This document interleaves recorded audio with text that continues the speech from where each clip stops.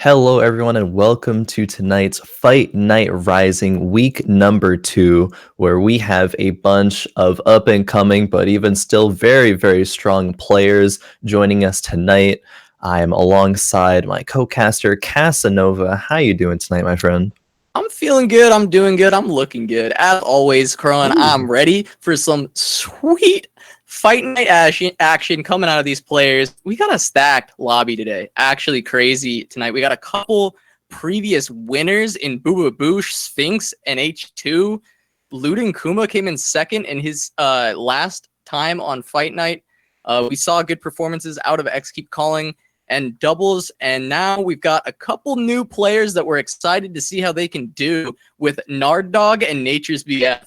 I'm super hyped for this lobby. I mean, what do you make of all this? What do you make of this lobby? Oh yeah, I love this lobby. There are a lot of good players. I mean, Bububoosh really showed, a lot of impressive plays last week, and which is why he's the defending champion right now. Keep Calling had a really strong performance as well with a lot of Ranger compositions. And I mean, it's a totally new patch today, but I think Ranger compositions might still be pretty good. And H2 doubles, Nature's all players. I play with frequently in challenger ladders and stuff. So I'm really, really excited for the competition here tonight. And these players in this competition will also be playing for a bit of a prize pool here.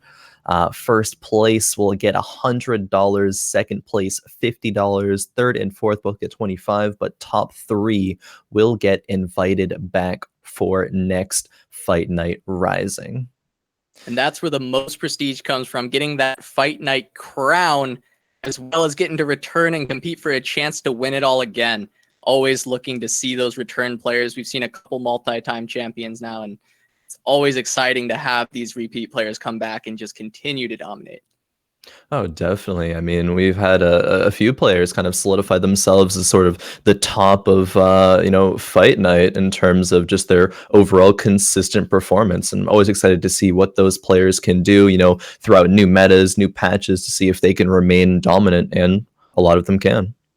Yeah, and like we mentioned, we actually have a couple people here that have a chance to become 2-time Fight Night champions. We got H2, Bububoosh, Mhm. and Sphinx, I believe, are the 3 previous winners. And for me, what's really exciting is we'll talk more about the patch in general as we get into the games.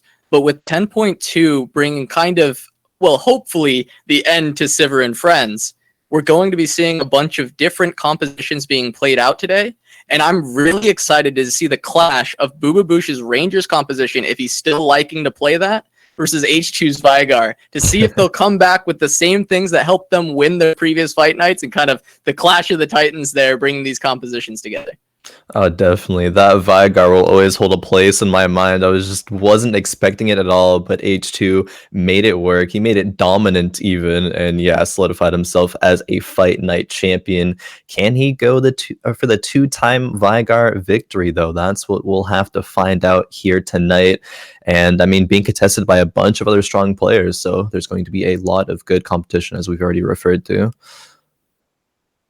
Absolutely. Here, I'm excited to see what the new players can also do, the new blood. We always have kind of these people that come in, and sometimes the players come in and get cycled out right away, but sometimes we get that new player that we've never seen in Fight Night before, and they come and they really surprise us. They take this by storm, and I hope that we can see Naturesbf or Gnard Dawg do that today. Yeah, definitely. And Natures is someone who has been dominant throughout a lot of auto chess games, even the original Dota auto chess. He had a lot of success there, was top of leaderboards, and has carried that over into Teamfight Tactics. I don't think we've seen Natures here competing at a Fight Night yet, but I'm excited to see exactly what it is that he can do. Yeah, here's a chance for him to kind of prove that pedigree here at Fight Night, show his prowess that he has built up over the course of playing a couple different games, as you said. And yeah, of course, definitely going to be one of the players for us to watch. Definitely, alongside Doublezz, he's a pretty close friend of a lot of people in the community. I think Doublezz is a very strong player.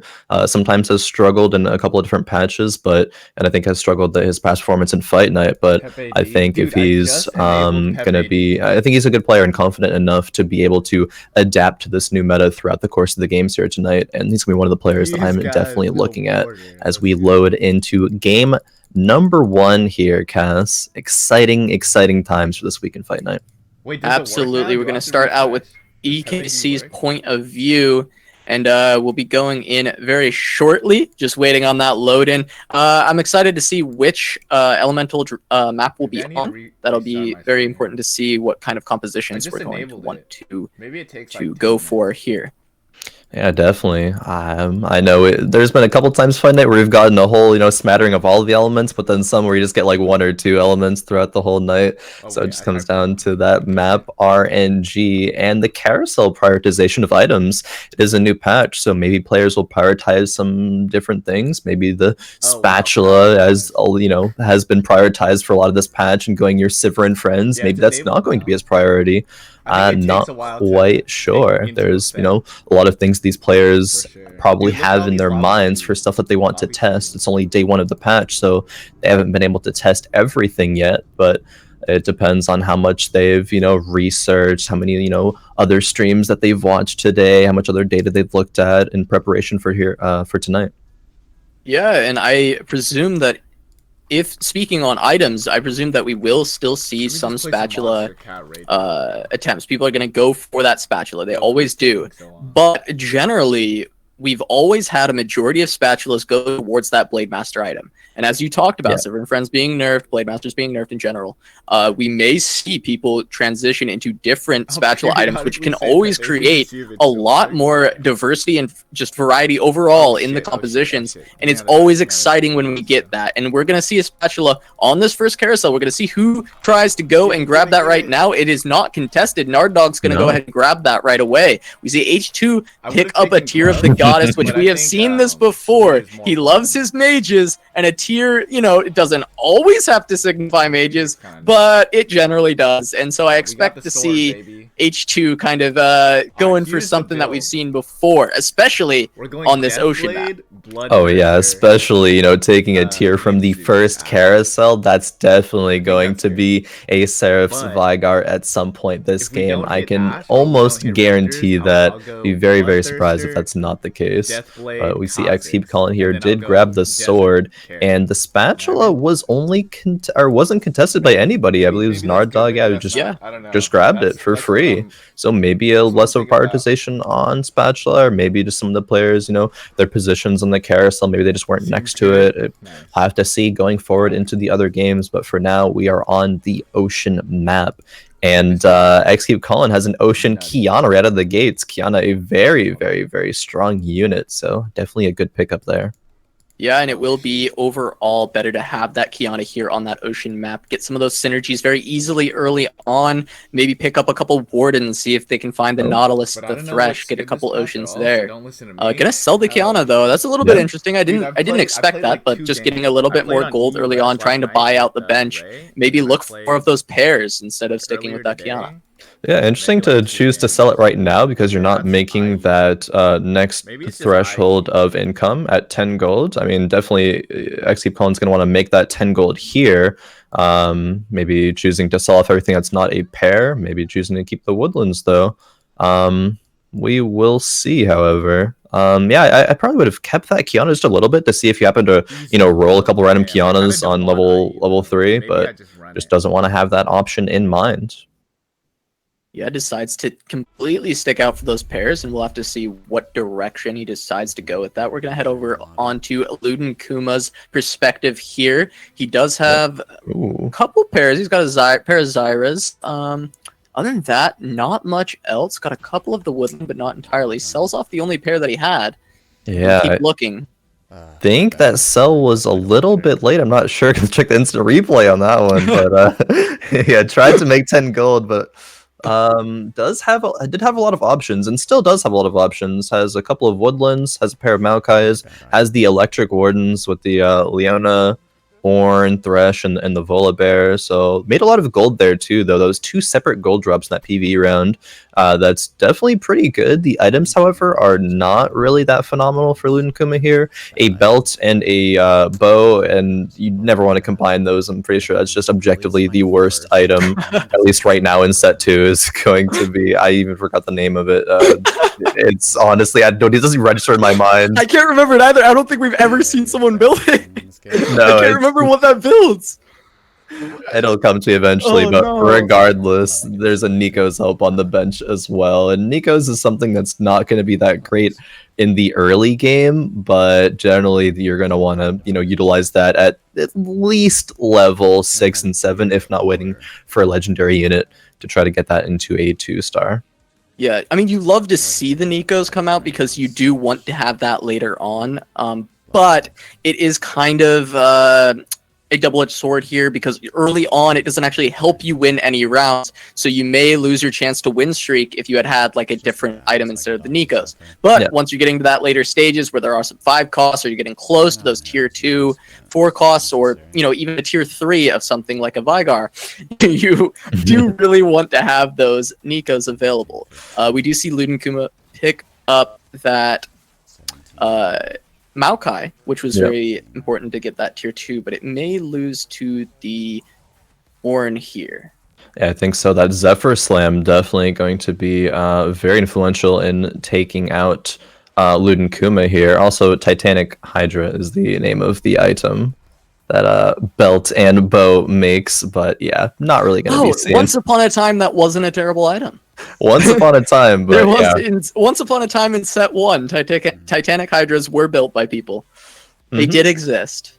They did indeed. There was even a patch, I think, for a little bit where it was really, really strong. You'd like double Titanic Hydra, Runaan's like a Jace. Well, think of the Jace meta. Maybe it was Volibear for some point. No, like very beginning of TFT, there was a Volibear one. But also, I remember even trying to get like a tier 3 Vayne, and then it was actually good to put a Titanic on because you'd have so much HP on that tier 3 Vayne, and so you'd put it on.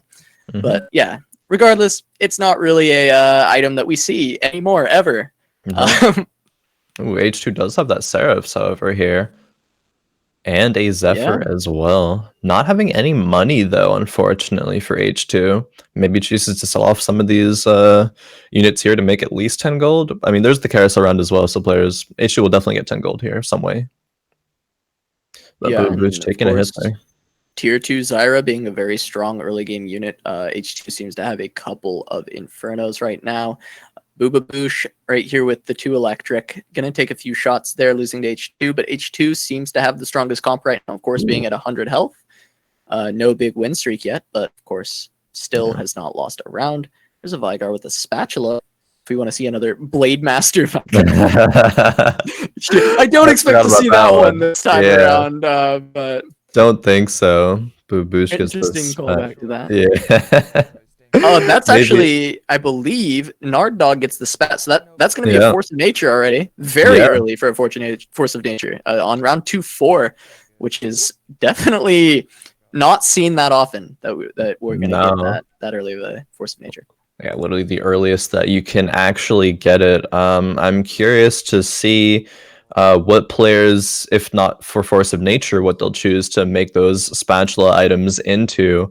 I'm pretty sure it's going to be a Force of Nature for Gnard Dawg. Maybe we'll check in soon with him to see if that is actually the case. But for now, Bububoosh here choosing to make the lock-in. This is looking like a Berserker start, I think. Already has a couple Volibears, a couple Ornns, the Renekton, and 2 bows for a rapid-fire cannon on that Olaf is still a very, very good item. Generally, players have sort of shifted to giving Olaf like very big damage items, even like Infinity Edges. Hush not really as important anymore because of all the nerfs that it's seen, but RFC is still a good item there for the Olaf. Yeah.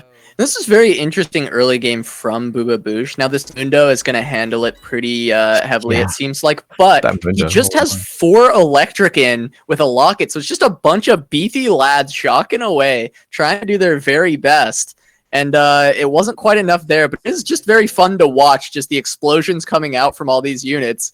Now that he's finding some upgrades, we're going to see a couple less electric shocks on the field, but it's still kind of the same concept as he does end up going for the rapid fire cannon on the Kha'Zix as maybe an item carrier until he gets his Olaf.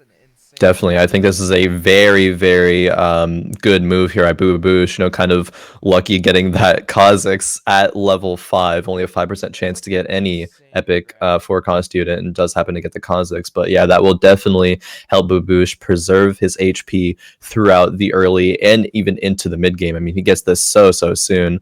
Will it have the damage output to get through these woodlands by Sphinx? Yeah, I think it does, combined with the fact that he has electric as well, a couple other upgraded units. I think this is a really, really good start for Bububoosh here. Yeah, I mean, he absolutely dominated Sphinx there, and the Kha'Zix did quite a bit of damage, a little bit less than the tier 2 Ornn, but of course that is the electric buff going on to that, and an early tier 2 unit. Still doing so much with just the single Kha'Zix, and it was running around getting on those priority targets with that ultimate. Yeah, definitely. We check in with Gnard Dawg here. Does indeed have a Force of Nature. That is something that was made. Doesn't have that much gold, though. Is level 4, 31 gold. Generally, a lot of players will be around 40, if not 50, but there has been a Mundo here on the field for Gnard Dawg for a while.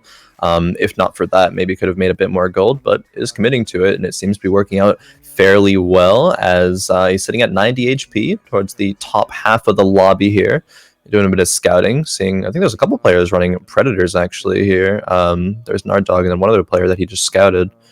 There's a Nico as well, and got a Veigar. So basically 3 gold. I don't imagine that Gnard Dawg will keep the Veigar. H2 must be a little jealous of that one, but... he was wishing he would have gotten a Veigar here. He's still looking, probably. At least we hope he is. But it looked as though Gnard Dawg wanted to look for maybe Predators early on, having that Force of Nature. He could have been able to not worry about leveling up, try and use more gold to reroll, but he doesn't really have enough gold to hyper roll. And there also, as you mentioned, there are a couple people that were running some Preds. He does roll down a little bit here, though, which makes me think that maybe he's looking for more Predators still, but I'm not entirely sure what he is going for here. Do you have any ideas on this board? I actually have no clue. He rolled down a couple times, then decided to level up as well. I mean, still stays on 30 gold, but that's going to make next turn awkward, because next turn players will generally go to level 6 and even roll down a little bit if they feel as though that they are weak. So Gnard Dawg, if he chooses to indeed level up, won't have that much gold to roll down. I mean, there's also a couple directions here on this board. It's, oh man, there's so many pairs here. Yeah, pick and choose. And he could have gone to 40 gold as well if he didn't roll down. He had so much stuff on his bench that he was just holding on to. He was at 39 when he started rolling.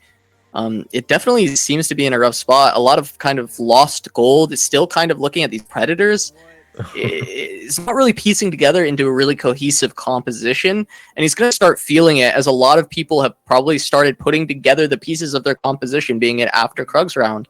I mean, we're going to look at Sphinx right now. He's got a Nico with a Jeweled Gauntlet and a Morello's. We're going to see how much damage that can put out. It was standing on the ocean tile, trying to get those Pop Blossoms out. That's a lot of damage. He's going to scout around, though. So we'll see what happens afterwards. But I don't expect that he won that board. And no, he did not by any means. 2 tier 2 Maokais. That's probably the Woodland buff coming out for that. Yeah. Definitely, and that Nico, just instantly killed 2 units there on the side of Gnard Dawg. I mean, has the Force of Nature, has 7 units, but it doesn't matter if Nico's just AoEing them all down. But we check in with Natures here. Kindred with the Infinity Edge and Jeweled Gauntlet. I believe that has been fixed. There used to be an interaction or a bug where that just didn't work. It didn't do damage at all, but now Kindred will be able to do proper damage with those 2 items on her. Seems to be some Inferno Shadow Summoners. I mean, this is a good comp by Natures. He's a bit low in HP, so needs to find that Kindred too before he really power spikes. Yeah, that'll be good here. He does have very strong DPS units here with the Zyra and the Kindred having items on them already. I mean, he just blows up the composition of Gnard Dawg. That was incredibly fast. Yeah. And it does look like, as we kind of predicted, Gnard Dawg does have a pretty weak composition right now. And the main issue is he's been hemorrhaging gold, and it's kind of hard to see the direction that he wants to go. So we'll see if he's able to recover. We do have a carousel right now. He will be able to pick pretty early. Another spatula is available. Naturesbf going to go ahead and grab that Tear of the Goddess, and Luden Kuma running around to pick up that needlessly large rod. Yeah, Gnard Dawg unfortunately lost the 50-50 to pick first with Nature's here. Nature's picks up that tier, probably wanting to go for a Seraphs for that Kindred. Having an Infinity Edge and a Jeweled Gauntlet just needs to be able to cast those ultimates as quickly as possible, and a Seraphs will be the item to do that. Nature's just looking at his board, doesn't really worry about what other people are picking up here, just wants to make sure that he sells that unit, makes 40 gold, and see what he chooses to do here. Does he decide to aggressively level to 7? Does he think he's strong enough to just econ to go to level 7 after Wolves? These are the decisions that you have to make around this point in time, and it seems as though he's choosing to just chill. Thinks that he is strong enough with that tier 2 Scion as a really good frontline unit, has the Annie. No, okay, does decide to level up actually after all with only 5 seconds left in the round preparation phase here to put in a Nasus 1. He will decide to do that. We're going to have him going up against Luden Kuma right now, who is very low on HP. And so far, we see the Kindred starting to pop off, do a lot of damage. That Kog'Maw's going to have to get that ultimate down, get the bounce. It doesn't land from that Luden's Echo. It probably would have been low enough to proc the Predator, but not quite enough there. And it's going to come down to Naturesbf doing some more damage to Luden Kuma, who's still on level 5, I believe, unless my eyes are just really bad. But I think he was on level 5, and that's against Naturesbf's level 7. I'm going to pick up a Malphite here. That'll be pretty good in the composition. Always one of those units that people like to just tech into any composition. Gives you that Warden buff, gives you that Unstoppable Force ultimate, allowing him to knock up entire teams. Definitely, even if it's only ran for a few rounds until he finds something that is, more related to his composition. Definitely just a strong unit there. We check back in with H2, 100 HP, has that Seraphs and has it on a Kindred too with Shadows. I think Shadows are definitely very, very good on this patch. Yeah, nearly one-shotting Malphite. Malphite does get his ult off though. We'll see if the tier 2 Kindred will be able to beat the tier 1 Kindred. Yeah, but more importantly, he does have a Vigar, which does deal a ton of damage to that Kindred, getting the priority target and maybe winning the round for H2 here. We'll see if this Varus can take out the other one, and he will. H2, Vigar carrying him to yet another victory. Doesn't have the Vigar too yet. Yeah, keeping his 100 HP, gonna be staying on this 10 win streak. Vigar seriously popping off there for him, picking the perfect target to be throwing that ultimate at. H2, like you said, still looking for that tier 2 Vigar though. That's actually so important that H2 got that victory there, because he's greeting and not leveling up to level 7 aggressively. Like, we just saw Doublezzzz there was level 7, Nature's is level 7, and the level 6 composition of H2 there beat the level 7 composition of Nature's, and he's able to be on a 10 win streak now, getting +3 gold per round because of that win streak. Only getting one item here, but even still, his gold is just really insane right now. Maybe he'll fast 8. Maybe he'll roll down on 7. I'm kind of curious to see what he does, what he chooses to do here. Does roll a bit, okay. Watching H2 is always a pleasure for me because he just seems to understand some of these weirder compositions, like the Vigar. He understands playing Vigar so well. It always seems like he takes these risks and they always pay off. And here he's still at 100 HP. He's finally going to level and roll down. So now his composition's stronger than it's ever been.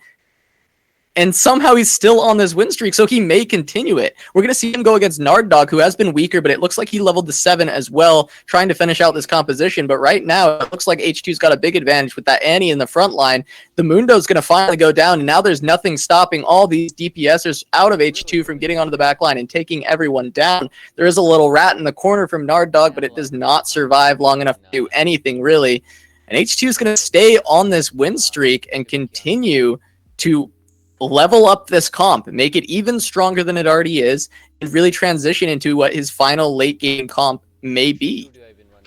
Yeah, I mean, H2, just found a bunch of upgrades, as we just spoke of. So at what point is someone even going to be able to beat H2? I don't know. Maybe a player who is going to be fast aiding, find some upgrades. I don't even know if anybody in this lobby is. Generally, this is a much faster meta than normal, so I don't know. Does face a tier 3 Kog'Maw though here from Luden Kuma. He Zephyrs it. Yeah. Zephyrs it. If he did, there's no way he did it on purpose, right?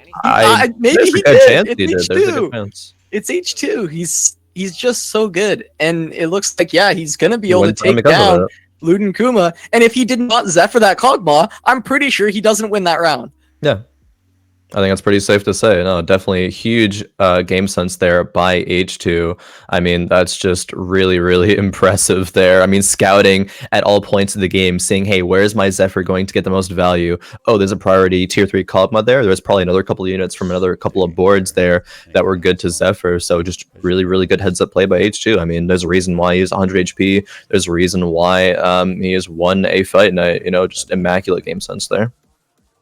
Yeah, absolutely brilliant. We're going to check on Luden Kuma here, who is in last place, trying to hold on. He does have that tier 3 Kog'Maw we talked about. If it doesn't get Zephyred, I think he actually does have a good chance of winning a lot of rounds here. Oh, it missed. And it's going to be hitting into the... You know what's very interesting? You know that item we talked about that no one built? Luden Kuma's got one on his Kog'Maw. It's pretty interesting. I can see why no one builds it. It didn't look like it was doing very much work, but I think Luden Kuma will be able to take this round.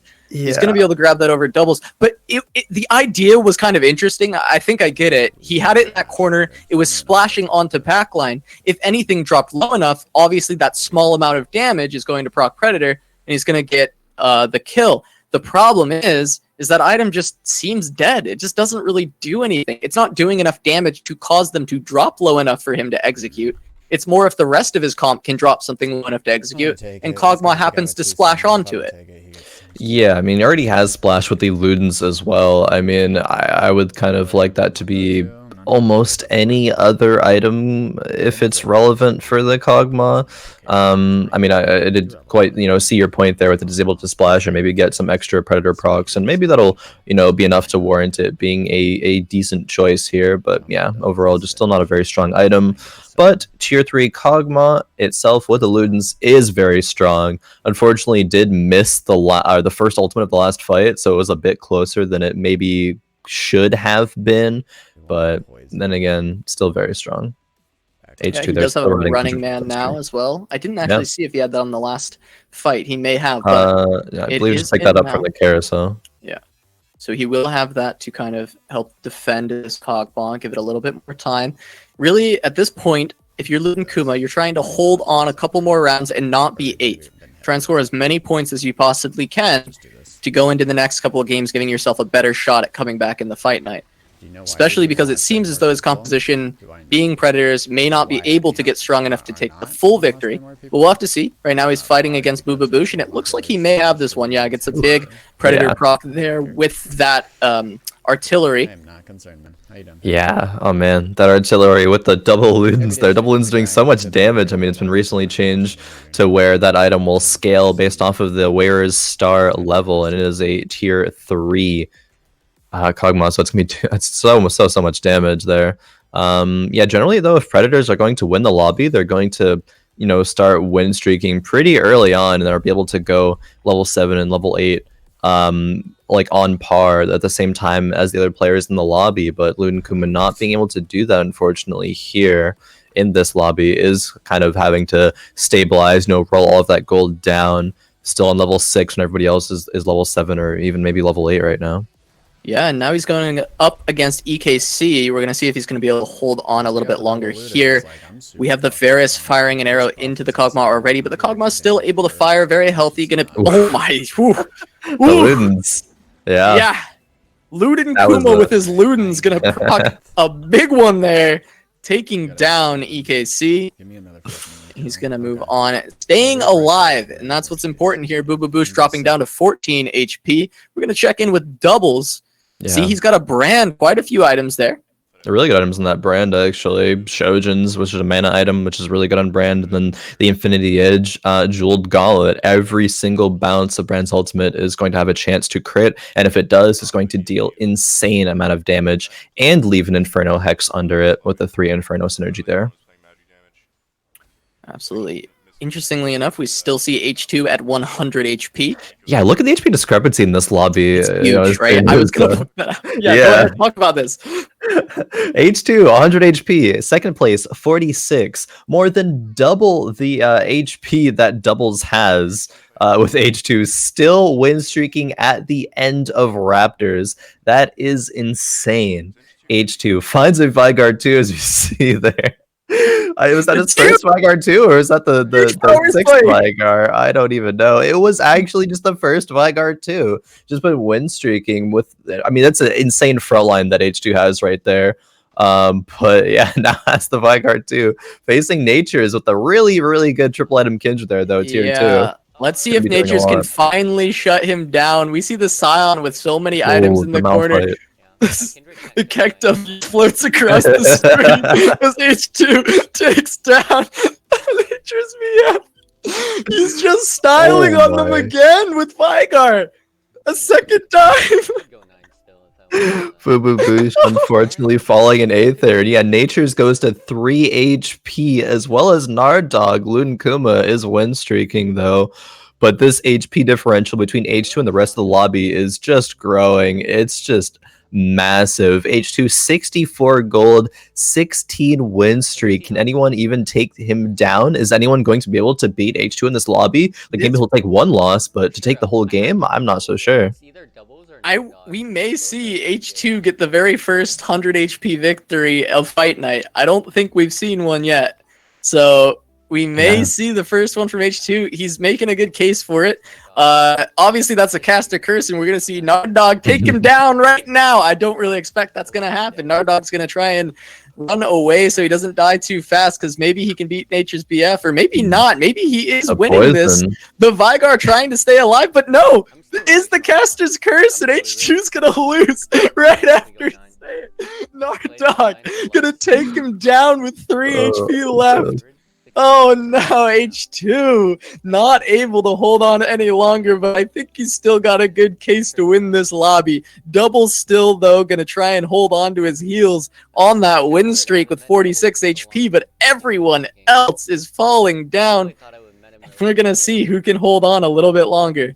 Yeah, literally everyone else is in one-shot kill range besides for H2 and Doublezzzz here. This is actually an insane lobby here. A little bit of the caster curse there. Yeah, H2 dropping a round there, but it's one round. He's still 91 HP. This lobby is still very much H2's to either win or lose here. Going to level 9 soon, facing against Luden Kuma here with a couple of tier 3 predators. Still has that Kog'Maw. Is it going to be enough though? Yeah, we're going to have to see. It really turned around quickly. It looked very much in H2's favor, but suddenly Luden Kuma's got him on the back foot, and that's the Preds showing up at the end of the fight. Always going to be a lot more deceptive of how strong it is as the fight continues, because the longer the fight goes, the lower your health bars get. You'll suddenly go from 50% to nothing when you're against the Predators. Gnard Dawg, maybe, I think he hung on there. Yeah, he did. And we do see Naturesbf ends up going down as well. So we have Bububoosh in 8th, Naturesbf in 7th, and it is just a race to hold on. Just trying not to die here is Gnard Dawg and Luden Kuma going to grab some items here. We see EKC grab a Iceborne Gauntlet, a Frozen Fist there. Sphinx picking up a light item. Yep. And we've got... Was it a mage item? I can't actually see it. Yeah, it was. Okay, it was a mage item. I actually don't see who picked that up. I think it was a... Wait, what? No, it was not H2. Yeah, I'm not sure who it was exactly. I couldn't see who had it, but yeah, it looked like... That is a Hextech Gunblade for H2. Gonna put that on his Kindred, try and keep that alive a little bit more. Looking for that mage item, though. I didn't quite get to see where it was. Hopefully I think that was on Doublezzzz. Pretty sure it was on Doublezzzz. It's on Doublezzzz? All right. Yeah, I think we'll have to check back in with Doublezzzz shortly. I was trying to catch it on Luden Kuma's scouting. I didn't quite spot it. Yeah, Doublezzzz hitting the Taric too. I think that was with the mage item there. Luden waiting to Zephyr something here. Either Zephyr's the Zed or that Yorick wants to Zephyr the Yorick. I think that's a good call there. Kha'Zix jumping on that Kog'Maw though. Yeah, watch the Kog'Maw on the back. The Kha'Zix is going to take it down, it looks like. That's massive, and that might be it for Luden Kuma. But so far, he's winning the rest of the fight, and his running man is staying alive. But the light heal is starting to turn it around. Zed still having a couple shadows active. Going to see if it can hold on a little bit longer. But the Preds, the Skarner just has to stay alive a little longer. It doesn't. It's still very close. The running man back and forth, and the Nocturne trying to stay alive. It's just the Kha'Zix remaining, but yeah, it's going to be enough, and Luden Kuma's going to fall here to Sphinx. Oh, you hate to see that if your Luden Kuma is going to go down in 5th. Sphinx Yeah. moving on to a top 4 finish, which is exactly what you're looking for in a fight night, trying to get all those extra points. Oh, of course. Gnard Dawg as well, falling there in 6th place. Yeah, Luden Kuma in 5th. And at this stage of the game, it always accelerates. And it seems like here on Fighting, it accelerates faster than normal. There's just so many people dropping one turn after another. And before we know it, there might even be just 2 left here, as Sphinx and exkeepcallin here are both within 1 shot of dying. exkeepcallin facing against Doublezzzz here. How's this fight going to go? Yeah, we'll see. Doublezzzz seems to be the strongest in the lobby, but that Taric ultimate comes down, going to keep the front line alive of EKC. Another one comes down from the tier 2 Taric on the side of Doublezzzz, and his Brand's in the back line, popping those Pyroclasms off, trying to get that damage down. Not going to be able to do enough to that Ashe, the crystal buff, keeping her alive, and she continues to deal damage as this Malphite is just far too tanky, just creating a wall for Ashe to continue to put out damage. I mean, look at all these damage numbers popping off on the Malphite, but they're just 1s and 2s. They're not actually doing anything. Double's going to fall to EKC. That's a huge win for him. He's going to keep himself alive. And while Doublezzzz was looking like the strongest in the lobby, that's not going to remain.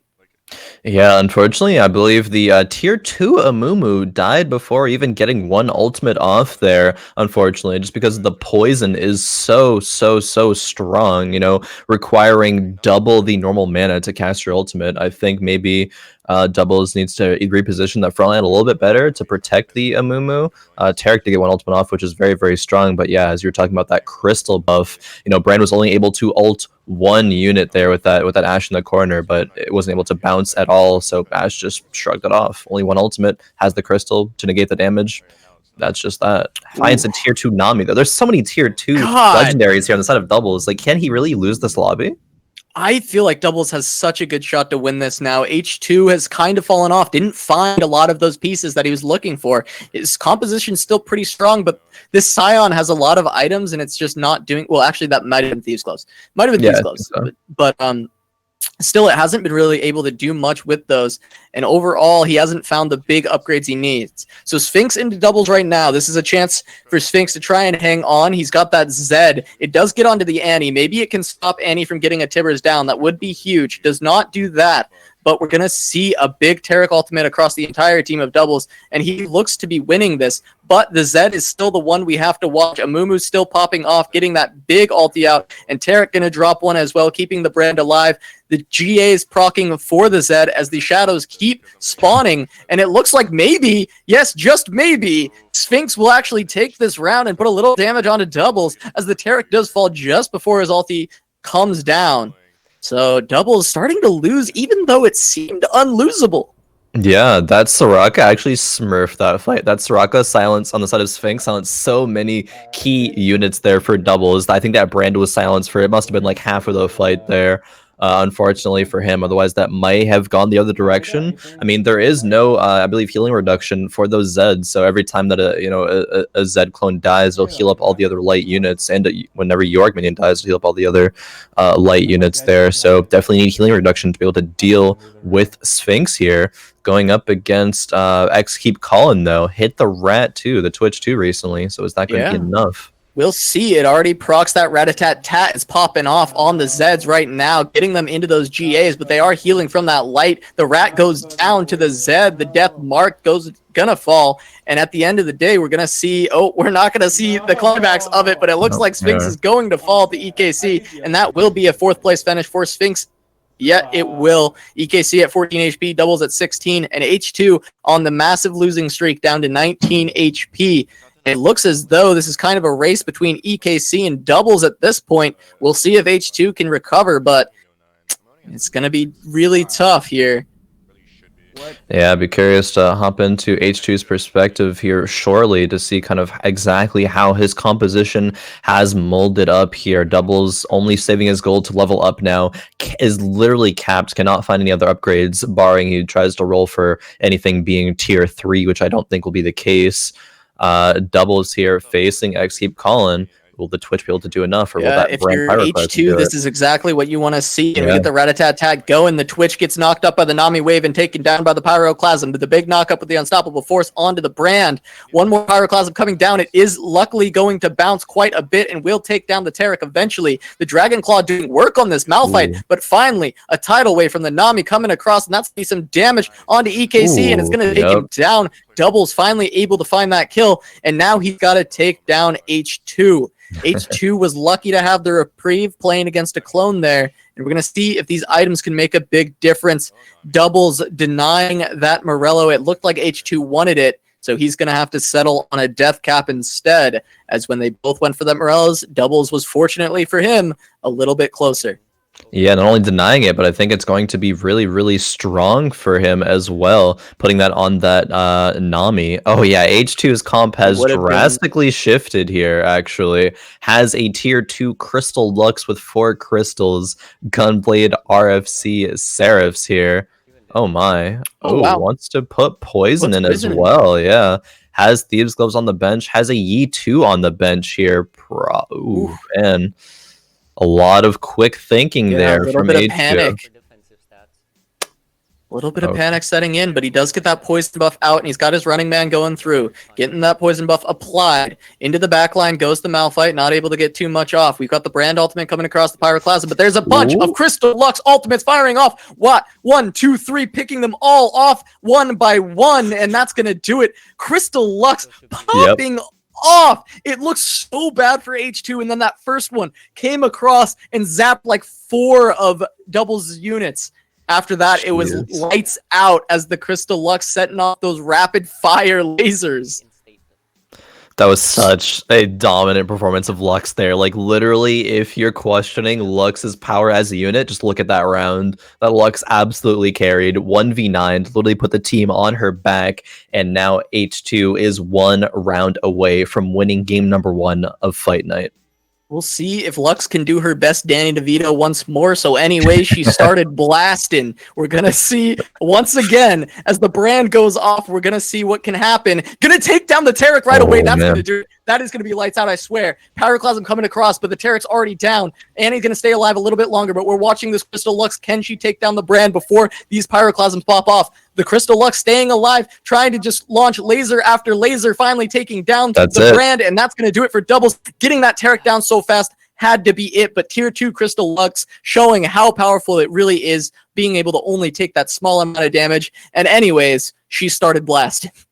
That she did, and to H2's benefit, they're taking game number 1 of this week's Fight Night Rising. Props to H2 for that game. I think that was a very, very impressive performance. H2 played it, I think, exactly as he should have. Had the very, very, very strong opener. Win streak until Raptors, had that Kindred, had those shadows, and then decided, hey, this actually isn't good enough going into the late game. I'm not close to any of these tier 3s. I'm just going to go to 9. Find a Lux and then play to whatever Lux he found. Maybe he was looking for a specific one, and I mean, if he was looking for that crystal, it very, very much so worked out. I mean, Lux is just an insane unit. Finding the tier 2, being able to have 4 crystals in, still having an insanely strong front line. I think H2's game sense there, and the amount of HP that he could take, and the amount of room he had to transition was just so flawless there.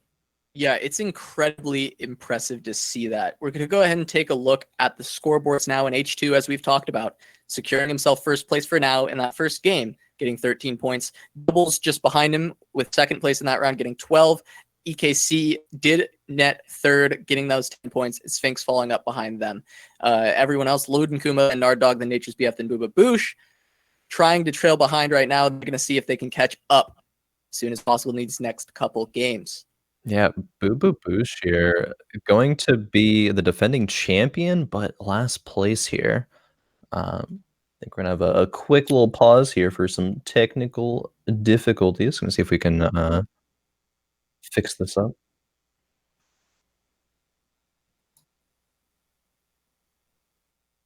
All right.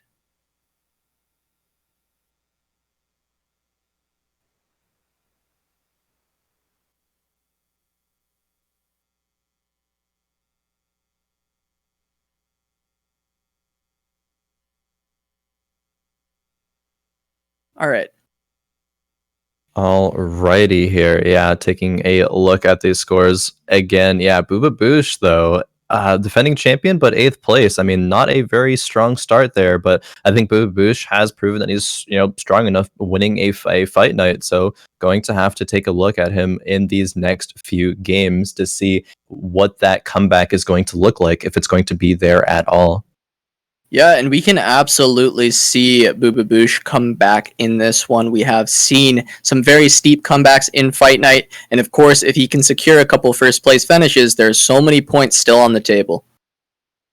Yeah, definitely. A lot of points on the table. I mean, there's still, anybody can place anywhere at this point. It's only game number 1. We have 3 more games to go. We did see a very dominant performance out of, H2 and Doublezz that game. exkeepcallin and Sphinx almost kind of, came back from that 3rd, 4th spot to get to that top 2. Won a few rounds in a row there towards the late game, but unfortunately did fall when, H2's comp really turned online to that final state, and Doublezz there. I think Doublezz played that game really well. Didn't quite talk about him too much until the end there, but having all those legendary units, econned well enough, I think is very impressive. Yeah, I think one of the main takeaways from that game is just how impressive H2 is able to stay calm throughout the game. And even though he started just hemorrhaging HP, he knew he still had it as a resource. And instead of forcing the composition where he wasn't finding those tier 3s, he wasn't finding what he needed, he then was able to pivot to a completely different composition that he knew would be able to win him the game when it came down to it. And it was just incredibly impressive to watch. And I'm excited to go into game 2 and beyond here. Yeah, definitely. I think even H2 might have been thinking about that as an option anyway, just because he was already on that win streak. He was already prepping to go to level 9, had like at that 1.64 gold, at level 8, was still at 100 HP, I believe, at that point. So it's just like, hey, I might as well go 9 and just find some legendaries and have that carry the rest of the game, the end portion of it there. And it did just that. I mean, yeah, definitely great game sense there by H2. See if he's able to do it again as we load into game number 2 from Doublezz point of view here. Ocean map last time. We'll see if it's a different hex for this game. I don't think the map really changes the compositions that much of what's strong, but it does give you a couple of additional options. It does change, positioning a little bit. There are some differences there that will be had based off of the hex placements and the element.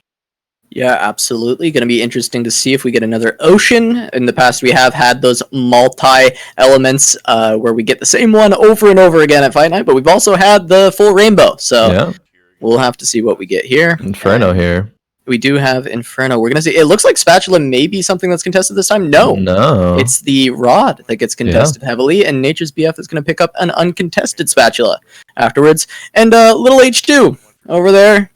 With the tier. Goddess. Yet again. Maybe. I mean, H2 just plays that style so well, but also no one really contests that play style. I don't think many people really go for a tier. I didn't see if it was contested or not. Maybe someone correct me if I'm wrong, but H2 just seems to get that every single game and is able to kind of get the opener that he's looking for. Started the game off, I believe, with the Seraphs last time, got another tier off of the initial PvE round, so maybe we'll do so again here. I'm not sure. Yeah, he did get it very early last time. I did not see anyone contest him, but I was very much watching that Spatula and watching that cluster of players that ended up actually be fighting over a needlessly large rod and not the Spatula. We do see Doublezz just picking up everything for now. Obviously, no pairs yet, so nothing of note. Gonna have to see it as it goes on. It does have a GA available on the bench. May end up building that on somebody. We'll have to see. Not a bad item, that's for sure. Gonna see what he gets off of these next these next couple of rounds. But yeah, I'm trying to think of for the Rod priority. Those 3 players wanted to go Rod over Spatula. I mean, I guess just because Blade Master is not really good anymore, people aren't really valuing that. Force of Nature obviously still good and always going to be good. At least in this set as it stands right now. But I mean, Rod builds into what? Deathcap, Morello's, Locket, Jeweled Gauntlet, all of which are good items right now if you're going for some sort of magic damage carry. Singed even. We saw a lot of Singe being run last game, or a little bit of Singe being run, but just in general, I think Singe is also a very good late game unit. Obviously, Lux we saw with H2 there, insane unit. Generally, mana items are going to be a bit better on her, but I mean, having 1 or 2 ability power items are good as well. Doublezz gets a Nico here. Yeah, and he does have quite a few pairs here right now. Does Yeah. actually finish the Ivern, and so may look for that Woodland, has the Druids early on. And picked up another pair, as I said that as well, with Diana's right on the corner. We got a couple pairs here for H2, or, well, no, actually, tier 2 Kog'Maw. I thought it was just a pair of Kog'Maws. 4 but he does have the tier 2. Kog'Maws. Maybe Preds? Maybe. I've never seen H2 play Preds. I don't remember seeing H2 play anything other than Vigar. I mean, at this point. Actually, that's true. For Fight Night, he has only ever played Vigar. He did transition out of Vigar, which I was a little upset with, but he won the game, so we'll forgive him for that. Can't fault him for it. Has a Vayne 2 here as his front line, and has that Kog'Maw. Did decide to slam the Static Shiv. Static Shiv is one of these other items that has been recently changed to scale with the wearer's star level, and it being a tier 2 Kog'Maw, it'll, I believe, I don't even remember the numbers on it. Targets, I'm not gonna say. It's four targets, and then 5 at 80 damage. Yeah, I think 80 damage, 4 targets is indeed correct there. But yeah, not making the Ludens, as we saw Luden Kuma, I believe, do last game. And I think Ludens is a very, very strong Kog'Maw item. So has 4 of them already. Will H2 hyper roll though for Predators? That is the question. Honestly, I'd be interested in seeing H2 play it, just purely because he's such a good player, but we've seen him mostly play one composition. And while I would love to have the meme of H2 coming onto Fight Night, playing only Vigar in every game and winning twice, I don't know if that's what we'll end up seeing here. We may see him try something else, and it will just be a pleasure to watch whatever he plays, I feel like. Oh, definitely. It'll be a pleasure because H2 is just such a strong player. Is not trying to go for those Kog'Maws. Sold the other Kog'Maw that he had on the bench there, is wanting to pick up both these Threshes, which he will do here. Has that pair. I mean, I think that works out very, very well with the composition that he is familiar with in that Vigar, getting some oceans, but already has committed the tier to something else. So we'll see what direction that he goes for in the future there. H2 already leveling up to 4 to preserve that win streak. A couple other players leveling to 4 aggressively as well. I think this is a very aggressive meta, and we're seeing that, right now with people aggressively leveling. Yeah, bold of you to assume he wouldn't put a Static Shiv on his Vigar. Honestly, you're not wrong. I could see him rolling a couple of Vigars, being like, "Oh, I'm gonna go for this," and just slapping a Static Shiv on there. I mean, we saw the Blade Master Vigar. I mean, so literally, we can see anything. We can see triple Titanic Hydra Vigar, and slam the Vigar in make there. It work somehow. Yeah. All right, but we're gonna go down to Gnard Dawg. He's down at 88 HP right now. Tapping out, we can't see the game, but he's going up against Doublezzzz right now, who has the tier 2 Leona, the tier 2 Ivern, and we'll have to see if that tankiness can do enough here, as that Syndra does have Morello's, able to put out quite a bit of damage. Going to be far too much for Doublezzzz to deal with. We'll lose that round very handily. Yeah, Doublezzzz didn't even take out a single unit there. I mean, also hasn't committed any items there. All the items are still on the bench, but yeah, that Syndra and that tanky Nasus 2 on the front line dealing a lot of damage there. Honestly, all the units dealt a lot of damage there. The Taliyah 2 as well. Taliyah, I dislike Taliyah as a unit, not because she's bad, but because the text on her ultimate reads she will target a random unit, but that random unit always seems to target some priority unit, whether it be, an item carrier or just knocking something, away or into the rest of your team. Taliyah just smurfs on pretty much every single round that she's in. There's not a round really that goes by where she does something that's bad. And then doing it over and over and over again. I swear we've seen Nocturnes back in the Blender meta just get put in a corner by Taliyah, just not letting him play the game. So definitely an interesting unit. Seems pretty good in the early game to have, like you mentioned, an item carrier putting them down. And especially with a random targeting, it's going to have a 1 in 4 shot in the early game, 1 in 5 shot in the early game of grabbing that carry. And, 1 in 5 is really just a 50-50. Yeah, honestly, they'll either get them or they won't.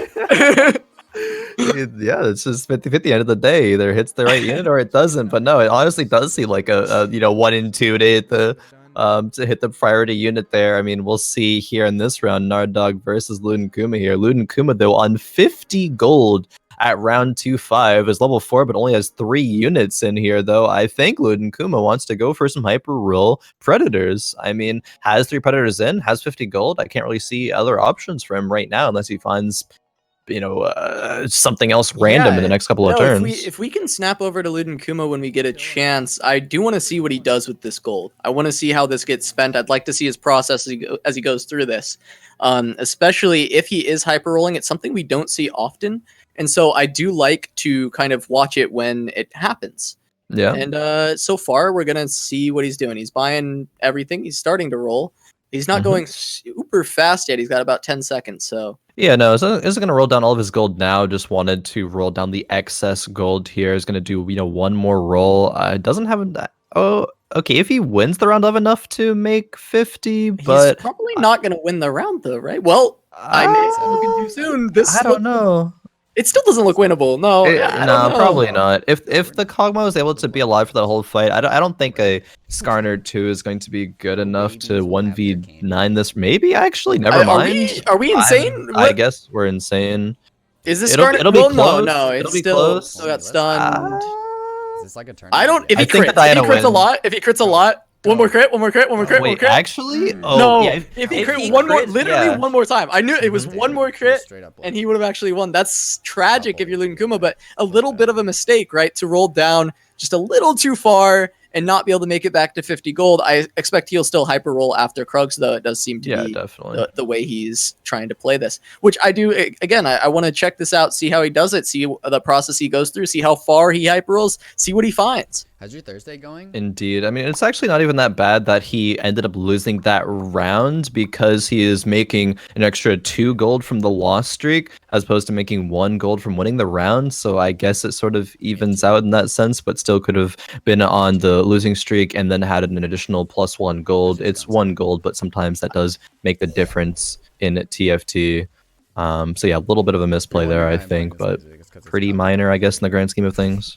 Just to let you know.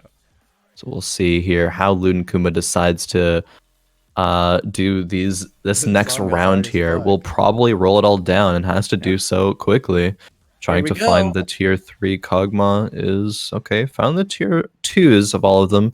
Is rolling rather slowly here though. Yeah, always fun to watch this though. I love when the pressure gets to you in tournament day and you're trying to hyper roll through all this gold and he's not getting there fast enough unless he's not planning to roll down that far. Finds another Kog'Maw here. He's going to keep going down towards 30. Grabs another Pred, but he doesn't really have any Warwicks yet, so he's just picking that up. Gets to the second tier 2 Kog'Maw. Skips a Warwick this time, so definitely not committing to that. Could have found the tier 2 there, but overall that doesn't seem to be a unit he even wants. Going to still maybe continue to roll a bit more. Maybe not. Stopping here with the 2 tier 2 Cogs. I think he's chilling with the 2 tier 2 Kog'Maws. I think it's strong enough to beat H2 on level 6. Maybe. I think that's no, because H2 also had. Ooh. Oh no, H2 also had a bunch of tier 2 units, and I wonder what H2 decided to do. I mean, he still has a lot of gold, so obviously he didn't roll down.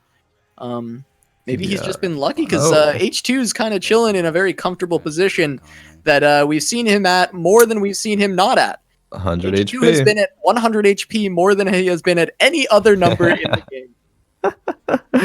Definitely, we see him here. Yeah, I mean, he almost lost that round, and I guess I can see why. It's interesting that H2 did decide to go to level 6 there, because generally you go to level 6 to protect your win streak early, and I guess he did just that. If he didn't level, he would have lost that round, but his board is still pretty weak here. Yeah, we're going to be rolling it down a little bit here to try to, further protect that win streak. Has all level 1 frontline units and has a Vayne 2 and a Kog'Maw 2 still there on that on that backline. H2, ooh, okay, decides to get back up to 40 gold. I'm not sure if he's gonna be able to win this one against Nature's. No, it doesn't look like it. I mean, we'll have to watch the Kog'Maw here, see if it can get anything done. But no, he's definitely gonna lose this one. Yeah, I'm actually very surprised that H2 is still at 100 HP. He didn't really have that strong of a composition. Maybe just hitting people who were very weak, just getting lucky with who he hit. But we've looked at a couple comps and they looked a little bit stronger than that. So interesting, but very fortunate for H2. He's been able to save quite a bit of money because of it, and we'll see what he can transition to as he moves forward. He's still Rangers. 46 gold, has a lot of HP to play with, and yeah, like you said, it looks like gonna be going into Rangers. Yeah, has a couple of kindreds, has the lunars right now, has that vein for the item carrier, static shivs. Generally, I don't prefer the static shiv variant of rangers as opposed to the last whisper double infinity edge twitch carry, but I think definitely I've seen the static shiv build do well, and yeah, it's not bad. We see H2 going up against Gnard Dawg here. Both players at 50 gold. Are the rangers gonna be enough here? Yeah, the lunar procs are starting to come out, but I'm not sure if that's going to do it. It looks like the vein will still fall down to the Zyra plants with that Morellos. Yeah.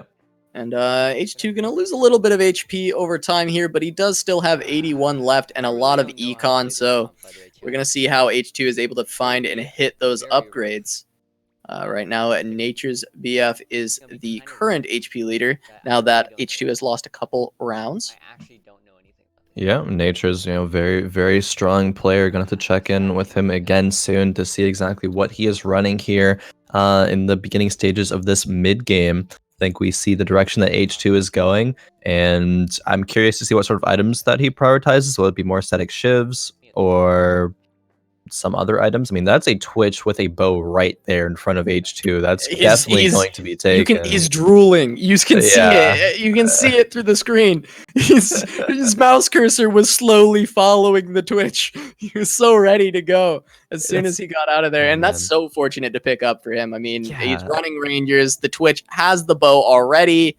I mean, that's exactly what you want to see if you're H2. And now he's just got to find a couple more of those. Oh, and there's one right there. There's one of them. So he's gonna roll down more?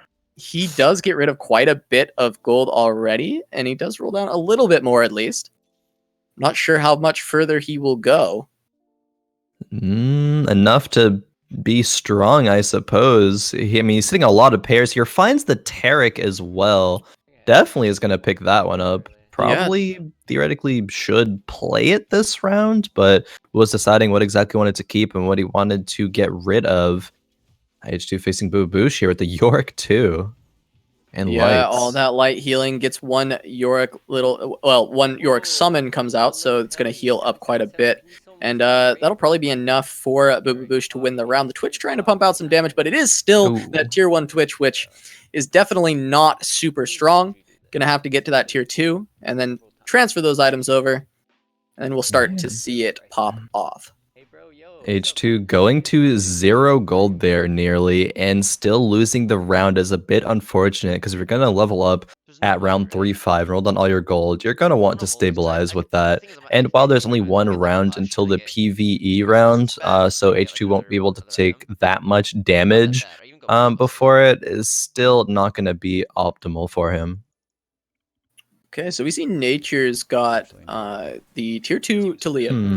Has an Azir here. Has the Bramble on the tier 2 Nautilus, which I think is maybe one of the key things to look at here, since he has been winning a bunch of rounds, and there's not a lot about his comp that looks too insanely strong. So just watching the Nautilus right now, and this Bramble actually seems to be doing quite a bit of work on the front line. It is kind of on that tier 2, like I believe it was something like having 2 electrics on just that one character. Still going to lose handily to Bububoosh, but we did just watch Bububoosh beat H2 as well, and I do think that his light composition is very strong at this moment, especially with that Yorick in there.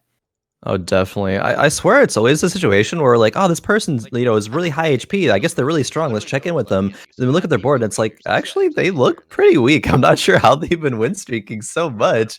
And then, the next turn directly after, they do take a loss to a player who is stronger, which exactly is what happened with Nature's there. Does have a couple of, the Bramble Vest, I think, did just get buffed, so it does a bit more damage than it used to. Last patch, and has a Zephyr, which is never a bad item, is working with a spatula on the bench there as well. Finds a few good items there. Be curious to see what direction Nature's does want to go here. Maybe it is going to be Berserkers, and I actually think it will be. It's a lot of Berserkers on the bench here. If he hits all of 2, we'll definitely commit to that, I think. Yeah, it will look like that is the case. He does put in this Olaf, right? And he definitely can be looking for those Berserkers. No? One thing I'm interested Rangers. Gnard Dawg, who is now at the top position in HP on that hot streak, if he goes against Bububoosh, which he doesn't because he's going against Naturesbf, Yep. so we'll get to see his composition. But Bububoosh had beat the previous 2 HP leaders. Would have been funny if Gnard Dawg had faced him and lost, but instead will go against Naturesbf. The Taric not going to go off as this Nautilus is in the middle, popping those Bramble Vest kind of procs off, but not going to be enough. And Gnard Dawg's going to take down Naturesbf. That's going to be a lot of damage coming in. Yeah, it looks like, oh man, that was a Crystal Lux found by Nature's there. Already having 2 ashes on the bench as well. Yeah, that was snap picked up by Nature's there. Oh man, I'm just so curious to see this direction that he wants to go here. I mean, that changes your game plan a lot, doesn't it? I mean, it definitely shifts where you want to go. Now you kind of want to commit to this Lux, almost make it, you're the main carry of the composition. So now it just comes to what can you shift around? What can you put in? What kind of composition can you build? So far, deciding not to put the Lux in, but I feel he will soon. It's just a matter of figuring out exactly what he wants to do. Okay, I don't think he actually is going to make the Lux the main point of this composition. I think still wants to commit to Rangers as he has made that static shiv on the Ashe too. I mean, that's going to be very, very good for him. Win streaking and preserving HP in this mid game, but that is a Kha'Zix there by Sphinx that is holding on for a long time, but not quite long enough before the Ashe does take it down. I think Nature's wants to go level 8 here, find Taric and just run 4 crystals with Rangers. I think that's going to be the play here. Yeah, I think you should already play this Crystal Lux. I mean, even a Lux 1 is going to do a ton of damage. It's just a matter of who he wants to replace for it. It kind of almost has to be that Azir, doesn't it? Because you want the 4 Warden still. And the Azir is the only one not giving synergy. I guess getting rid of the Warden could be okay because it's an Azir too. It is providing a good amount of damage. Yeah. I think Azir 2 is definitely strong. I think getting rid of 2 Wardens there is not a bad play. I think it's probably even the best play, I would say, here in this scenario. Depending on what compositions that you do face. But yeah. Luden Kuma's Preds coming in. He hyper rolled down for these, but the Crystal synergy showing how strong it is yet again. Not quite enough to keep Naturesbf from or to keep Luden Kuma from taking that victory, but it was very close on that Ashe just hanging on and keeping that damage output going. Yeah, there's crystals from Luden Kuma there as well with the Skarner and the Ashe. It doesn't have the Lux because only one person can have a Lux of a specific type, and Nature's has the crystal one. But still, I mean, 3 crystals only provides the 2 crystal synergy. Isn't quite at 4 yet for the extra reduced damage. Needs to find a Taric for that. But Nature's does find another spatula for a Force of Nature here. I think that's going to be extremely strong. Maybe even going to put back in 4 Wardens, puts a Thresh in, and plus finds another Warden there, takes out the Karma maybe. Not running Mystics right now, just has the Karma there to buff the Ashe up a little bit. Yeah, getting that 4 Wardens give a little bit more tankiness even. Already quite tanky, of course, being that crystal composition in the back, but to get that 4 Wardens could be quite strong. Maybe looking for that. Does have the Leona now, could get the Lunar buff as well. Or Mystics with the Gemma seems to be the way to go for Naturesbf. I guess so. I think Mystics has been more prioritized even throughout, just like day 1 of this new patch. There's no Sivir and Friends players, so no really overbearing attack damage comps. I mean, Rangers are still good, but there's definitely a lot more magic damage being run here, which increases the value of Mystics by so much. Very interesting. So this is H2 that he's going up against, Naturesbf right now. Looks like he will be able to win with that Ashe in the back, but H2 has still not found his tier 2 rat, and instead has put all his items on an Ezreal to hypercarry right now. Oh man, it kind of feels bad to at this point in the game not have your tier 2 carry, especially when you're down to 24 HP like H2 is right now. So only needs to hang on for 1 more round until Raptors, and then hopefully can hit after that point. But Doublezz there, I want to check in with Doublezz again after Bububoosh here, maybe after the Raptors round, because he had 4 Desert and 6 Assassin, a composition that I think has a lot of promise here. during the early stages of this new patch. We'll talk about it a bit more later as Bububoosh here goes against Luden Kuma. Yeah, you had mentioned it earlier while we were talking right before the broadcast, so I was hoping to see it, and I'm glad that we're going to get a chance to see it. But Bububoosh running this Zed that we have seen be so strong in the past, the Light Zed, has perfect items on it with the a GA as well as the Spear of Shojin. Yeah, I think Spear of Shojin could be something else. It's not a bad item, but I think if that was like a redemption or like a declaw, maybe it might be a little bit better. But I mean, Shojin's is not bad.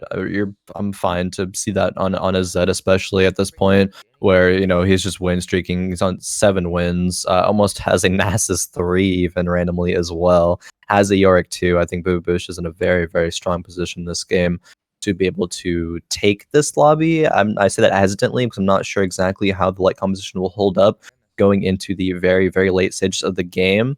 But yeah, Doublezzzz here. 6 assassins, 4 deserts is just rolling for upgrades right now. Doesn't have Infinity Edge on the Kha'Zix, which I think might be a must here in this composition. Does just Nico the Renekton. I mean, he's on 8 HP. Yeah. He's just trying to find any small upgrade that he can. And we'll see if Doublezzzz can hang on. He's going against Sphinx, so one of them will probably be out here fighting for those points against each other. As that Kha'Zix jumps in, gets into the back line, going to be putting out a ton of damage. A huge crit onto the Yorick, taking him down, and he's popping off right now every single time with that Void Rush going around, picking up these kills, going to take down the Tibbers, and finally going against the Kha'Zix. But can he pop? Oh, what? That was so close. It looked like they both went for the auto on each other. You're so mad, actually. You're actually so mad if you're Sphinx, because that looked like they both should have hit each other, maybe. It didn't. It was so hard to tell. H2 actually died in the middle of that. We didn't notice. But yeah, H2 going 1st to 8th here.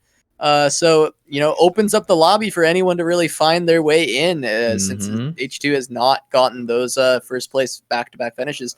In fact, getting the least amount of points possible in this particular lobby. So, going to be a little bit harder for him to secure the overall victory here tonight. But I believe in him to be able to fight back in the next 2 games. Right now, Doublezzzz going in against Gnard Dawg. We're going to watch this assassin composition go off again. This Kha'Zix is just putting out so much pressure. And Mumu not able to CC him because of that Quicksilver. I love that pickup. But unfortunately, that last crit goes on to Tibbers. It might actually end up making him lose the fight. If another Tibbers comes down, we'll have to see if Tibbers can do enough. But really, he doesn't do much damage to that Dragon Claw. So Kha'Zix going to rip through him, and Doublezzzz staying alive. Really, it was the Nikos on the Renekton that made all the difference, and he stays alive a little bit longer. He just rolled it down every single turn, I think, to find the LeBlanc too, I suppose. I mean, his composition's pretty capped right now. Can't really make it much stronger in terms of leveling it up and putting another unit in. He has everything that he needs right now. Yeah, it's just a matter of how long can he hold on for. I think this composition is definitely strong. The Kha'Zix can't be CC'd, but doesn't have Infinity Edge and doesn't have a Bloodthirster for any healing. Facing up against XKC here. Can the Twitch do enough, or is it going to get taken out? Yeah, it gets taken out. Yeah, okay, there we go. Excuse me, sir. Does this answer your question? It does look like Doublezzzz might lose, though. Yeah, Doublezzzz might actually lose, and I think he's going to. He's not going to do enough damage to get through these wardens. Oh, it's just enough to take him down, and Doublezzzz rolling it down every turn, trying to stay alive as long as he can. Get a finish in 5th place because he cannot break through those wardens and that bramble vest with his Kha'Zix. And Bububoosh is still yet to lose from the last time we checked in. He's really making a case for himself with those Zeds. Yeah, those lights as well. I mean, just even before he got the Zed, was doing really, really well with just the light synergy. Got the Zed there. He's popping off in the corner there. He's like, there's my tier 2 Zed. This game might just be mine. Oh, man, I love it. I love the excitement coming out from Bububoosh. He always brings the excitement to the fight nights. He was so excited when he won last time, popping off in the Discord with us. So really exciting player to watch. Really a great guy to be around. Always having that positivity. So love to see him pick up this tier 2 Zed, running towards the victory here, seeing what he can do, because he's going to try and make the reverse of H2, go from 8th to 1st on this one. Yeah, I want to have another Bububoosh interview. I mean, just the excitement that, it came into with last time, being able to take down a lot of strong players, and is looking to do so here again, facing up against XKC here with the lights. Are they going to be enough? Yeah, we're going to have to see. They are not. No, not at all. Win streaking, and then we switch to this perspective, and Bububoosh unfortunately does fall, but he is econing to be able to go to level 9, and I think put that electric Lux in there so that Zed will deal just so much damage. Has 7 lights in currently, so can even fit 4 electric, 6 light there on level 9. Has the HP, I believe, to be able to work with here to get to that point. Dragon round is next turn, so I think Bububoosh is in a very strong spot here. Yeah, he does have time. It is a luxury that he does, in fact, have right now. 48 HP, at least going to be probably 3 rounds at minimum, I would say. There's a world where it's 2, but very likely at least 2 rounds or 3 rounds that he's got left. Yep. Zed going to jump in as he's against Naturesbf. The crystals are still in for him, and barely getting that Zed to pop off. Going to see if he can get any more right now, but it's not looking so good, as that Ash is actually popping off in the back lines here. We're going to see a laser coming across on this Vayne, but the Vayne's attacking very fast with that light buff. Not going to be enough, though. Not going to be able to take down many more. Naturesbf going to take the win over Bububoosh, but we're going on to Dragon Round, and we'll see what items they get. That looked like a Runance for Bububoosh. We're going to see a Zeke's here for XKC. Put in Mystic. And let's see what else we've got. Dragon Claw for Naturesbf. That's a pretty good pickup here. Yeah. Definitely so. I think, though, while Bububoosh's composition is very strong, I think it gets a little bit countered by both of these poison sins running around with the Morellos. I mean, Morellos is going to be decreasing all of that healing, and poison is just going to make it so much harder for Zed, Yorick, even anybody in that team to get their ultimates off. Not sure actually if Bububoosh will be able to do that. Did hit the Nasus 3, is going to level 9 though, so if there's any time that he's power spiking, it is now. exkeepcallin is rolling it down to find upgrades for himself here. Wants to Nico something, probably wound up Nicoing the Taric. Yeah, does do just that. Is sitting on a Nami, a Janna.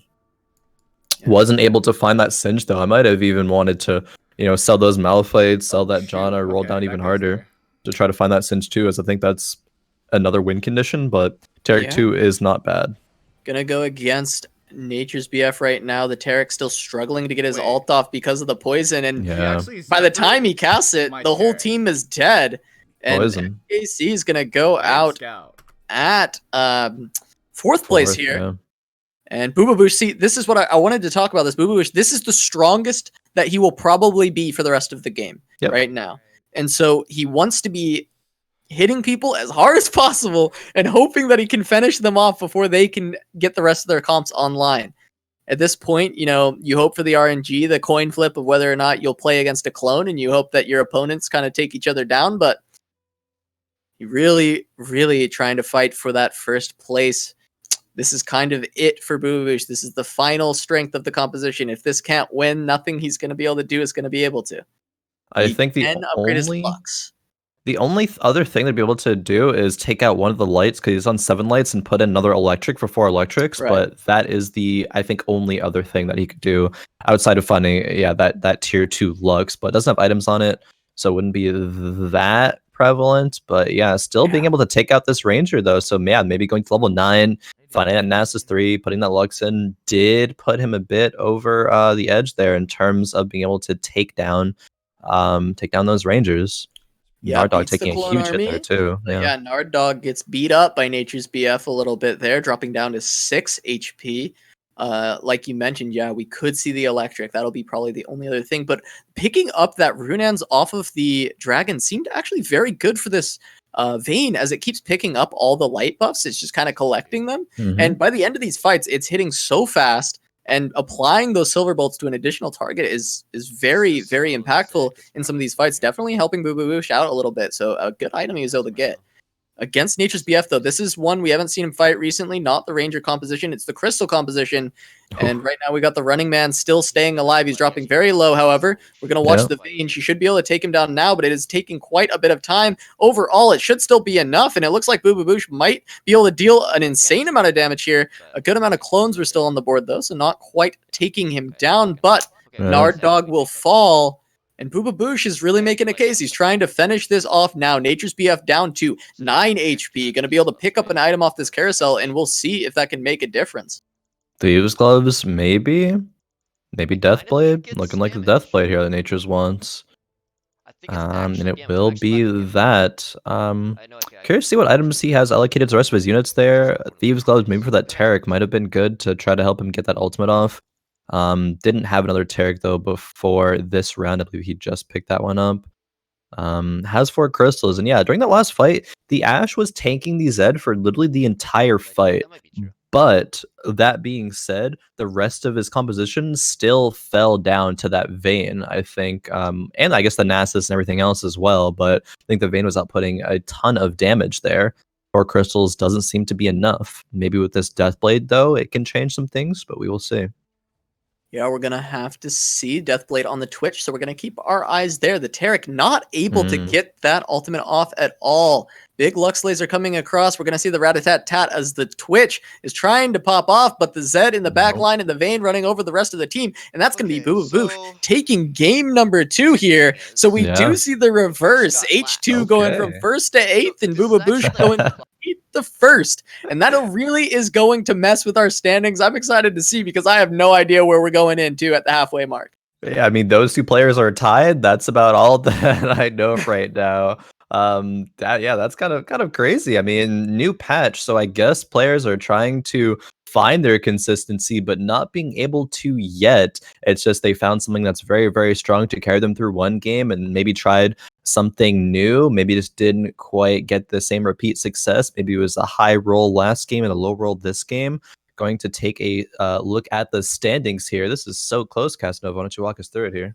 Yeah, I mean, this is one of the closer lobbies I think we've ever seen. Yeah. After 2 games, it looks like everybody's still kind of in it.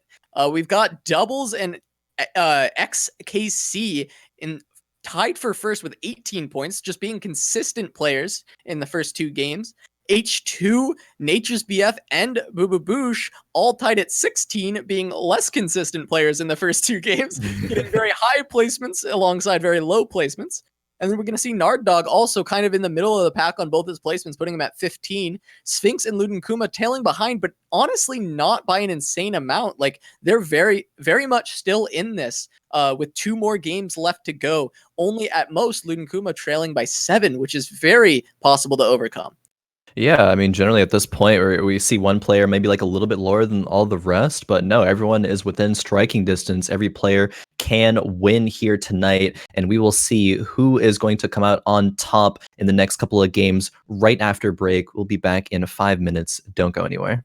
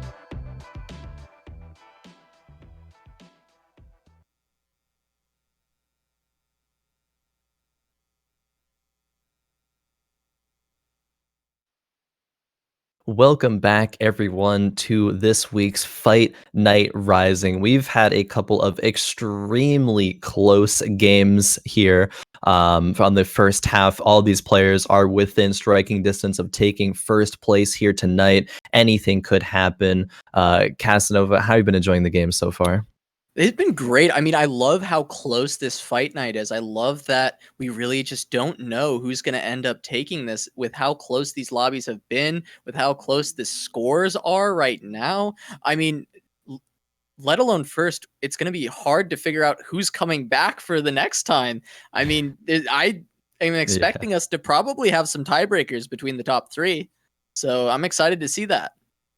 Oh, definitely. I would not be surprised if placements do come down to tiebreakers. I mean, already, multiple players are tied, Doublezzzz and XKC tied for first, and then 3 players tied for second at 16 points apiece. I mean, is there any player that stands out to you that you would like to, see maybe, remain to be one of these top players, or maybe one of the lower players on the point standing so far make an impact into game number 3 here? Unsurprisingly, I have to always keep eyes on my boy H2 playing the Vigar. He's got to bring it back. I always love the kind of memeier picks in set 1. You'd always catch me playing Blitzcrank. So just having something that you love playing and making a strategy that kind of works for it, I really respect that. I love to see it, and I hope to see more of it. They're actually fighting for the tier now. H2 breaks up. Someone grabs the tier, and he, without even missing a beat, Snap turns and grabs that spatula. So he was able to pick that up for himself. But Gnard Dawg able to grab the tier away from H2 this time around. Maybe people have been fighting over it before, and H2's always gotten it, but I just hadn't seen it yet. Yeah, me neither. I mean, the mass conglomerate of players there as 6 players fighting for both the rod and the tier. I think it was 4 players going for the rod and 2 players going for the tier, but I'm been like a 3-3 split. It looked 3. It looked 3 on the tier, I think. So yeah, and then the rest basically on the rod. Yeah, only 2 other players having their pick of whatever else they wanted on the carousel there. But I think this is kind of signifying that it's a sort of magic damage centric meta. I mean, Rangers as well, but you can even put that tier into being a static Shiv. I think static Shiv with the Rangers composition, as we've seen, has worked out pretty well.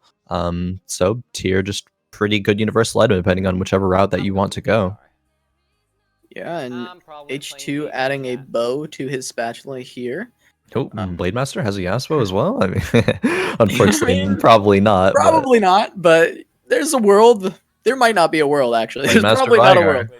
Yeah, there's a world. If we see a Blademaster, it will be on a Vigar. Is very likely what would happen. Gonna pick up a rod as well. Gonna probably want to see that one. H2 always loving the mage items. Yeah, gets a rod and 3 gold here, so this is going to be a pretty good start for H2. Either gets another item, and in that case, great, but if not, gets a lot of gold, so be able to econ a bit better than other players here. We see 1 player already on 10 gold. I think that was Luden Kuma, I believe, but we'll have to look to see in a few rounds what players are indeed top of the econ game, a very important part of the early game of TFT. Making money makes you more money, and you're just gonna snowball from there, assuming your HP is still fine. Absolutely. Okay, another item. Yeah, he's gotten quite a few. Not going to get the gold that we talked about, but is still able to get up to 10. Yeah. So, of course, that's the important thing. You're not going to get 20 there, most likely. And he's going to grab an additional item. Gets the, I believe it was BF sword. Yep. Guess BF sword there, so maybe could go. I mean, has options here, right? Doesn't need to commit to anything really. He's probably not going to win this round with a tier 1 Renekton, Diana, and whatever else he decides to throw in here, the Talia. But we'll see what he hits. We'll see what he's able to get from Carousel. I don't think this will be a game where H2 is going to start off with 100 HP, unfortunately, but it'll be one where he rather spikes in the mid game instead. Fighting against Sphinx here. Sphinx already has an Azir. I think Azir is still a very strong unit, even if it doesn't get Blade Mastered like we saw with Sivir and Friends during the last patch. I think Azir is still very strong, and I think some Sins is very strong. I'm not sure we've really seen some Sins played tonight, but I think that is still a composition that can be very, very impactful. Maybe it doesn't win lobbies, but I think it definitely has the potential to. Yeah, we haven't actually seen some Sins. It is a composition that's like it's been around for a while. We've seen it plenty of times. Yep. But yeah, today we have not seen any some Sins. Only the Desert Sins, though, one time from Doublezz. Yeah. And Doublezz wasn't able to get into the top 4 with that. I think Doublezz had taken a lot of early damage that game, unfortunately. So while he was able to, hang on for, getting past 8th, 7th, and 6th place, wasn't able to quite break into the top 4. I think that composition, though, can still win the game, and I have seen it through a little bit of, day 1 today be pretty strong. But Doublezz has a rapid fire cannon, has the makings of a red buff if he decides to go that route, but it's just holding on to it for now. See if he's able to take out Bububoosh here with these Woodlands. Woodlands are very, very strong early game. Yeah, and I mean, the Ivern with the rapid fire cannon is definitely going to be quite powerful. But this is a tier 2 Vladimir, and it is constantly regenning HP standing there. We'll see if he can slowly take this out. It is just a sustained battle. Big wet noodle fight here, but that shield's not going on a good target for Ivern, and that's not going to protect anybody. Maokai's going to slowly die, and this Vlad soaking up all the damage, getting out these transfusions, and not going down. A huge lantern by Thresh, but it looks like maybe the Ivern, the Ivern should be able to take down the Nasus. Maybe not in time, though. Okay, with 1 second left. 1 second to spare. Yeah, Double's going to stay alive with the win there. It's going to go some damage onto Bububoosh. There's a couple of pairs offered to Doublezz there. Yeah. Couple of pairs indeed. Not finding any more of the Woodlands. Finds another Ivern there, but already has the tier 2. But as we move on over to Gnard Dawg here with a tier 2 Zyra with a Shojins and a Rod already. And a tier 2 Leona. This is very, very strong. There's no wonder that he's won the last couple of rounds. And I think we'll probably win this round as well, barring anybody being randomly stronger. I don't think that frontline Vayne is going to really do too much here on the side of XKC. It'll be taken out very, very quickly. Yeah, it's looking like my Vayne player's in solo queue walking into the front line all by himself.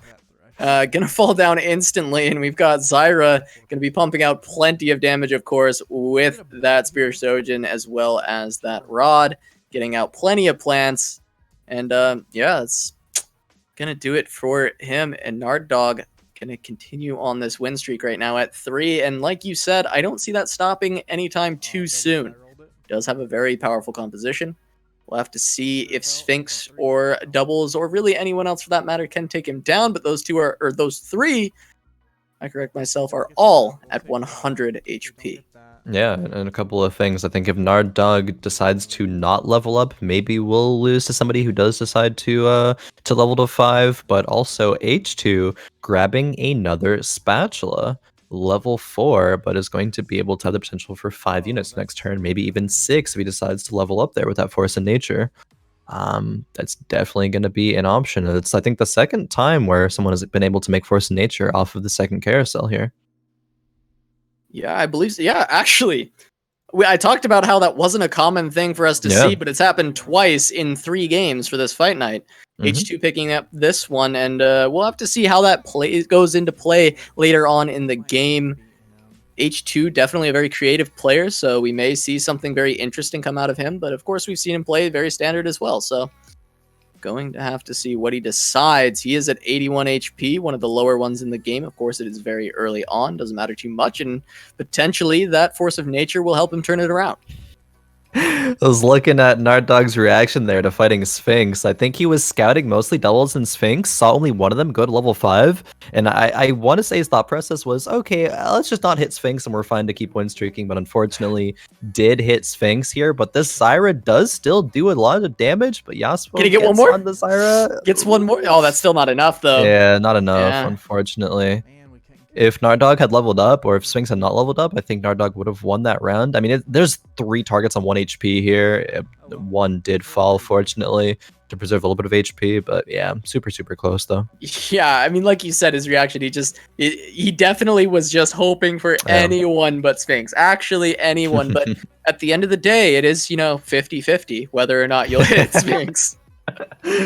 Pretty much a 50-50, but Gnard Dawg does decide to level here when he is not going to be preserving a win streak. Just wants to be able to preserve HP at this point and maybe just have a higher chance to roll, better units, maybe even roll some 4 costs here in the next couple of rounds. Was offered 3 Kog'Maws here, but that's not going to be a transition that he wants to go. Luden Kuma here yet with another Predator game going. He would Kog'Maw. love to see these 3 Yeah. Kog'Maws that Gnard Dawg is staring at right now. Oh, definitely, but unfortunately not, and takes a bunch of damage, though Luden Kuma is on a lot of gold once again. 50 gold even before Krugs. Well, that's just the way she goes sometimes. When you're actually running Preds, you're never offered 3 Kog'Maws in 1 bar. But Always anytime happens. you're not running Preds, you will absolutely see 3 Kog'Maws.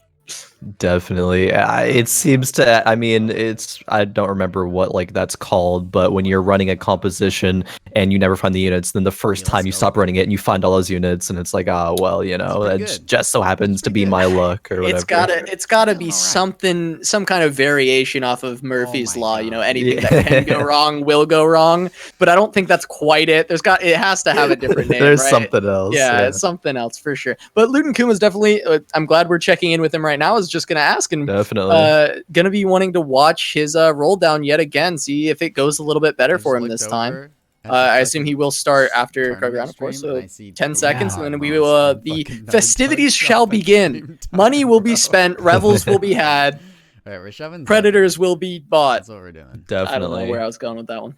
It worked out. They got the point across. But yeah, as we go into this round, Luden Kuma does start to roll.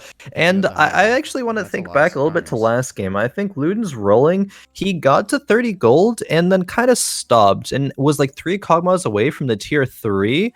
But then decided to roll down a lot of more gold, but didn't really hit anything for it. I think in the span of the next 20 gold or something, he rolled maybe 1 more Kog'Maw or something of the sort and didn't really hit anything else. Obviously, it's unlucky, I guess you could say, but it seemed as though it would have been a good point to stop at that 30 gold mark to then econ up and be able to roll down or get to 50 gold, then roll down even before you're getting to the wolf round, but didn't decide to do that. And I think that might have been the difference between him having a higher placement or not having a higher placement. He's kind of doing it again. Yeah, he's just doing it kind of again. very slowly rolling down here. Almost finds the tier 3 Warwick, which is very. I mean, that's not something you generally even see run very often. It did receive some buffs on 10-1. I don't know if anything happened to it on 10-2, but might be playable, especially at a tier 3, especially early on.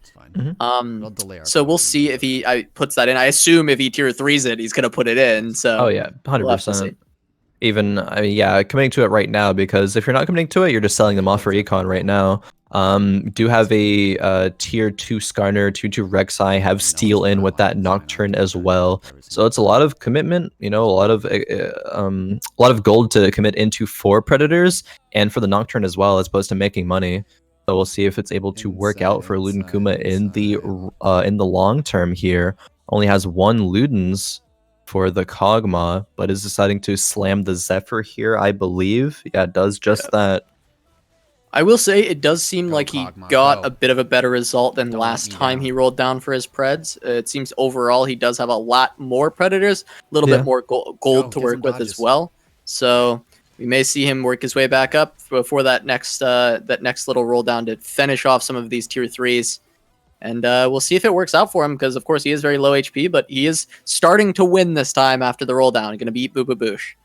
Yeah, definitely. Fortunately, being able to get a couple of wins in a row, even though he wasn't able to find any of those tier 3s, generally it's, when you find those tier 3s that you're pretty safe in the fact that, okay, I'm going to Heyo. win streak, does now find the Warwick 3, a little bit of some Easy, claps baby. there, a little bit of celebration from Back him middle. there on Luden Kuma's side.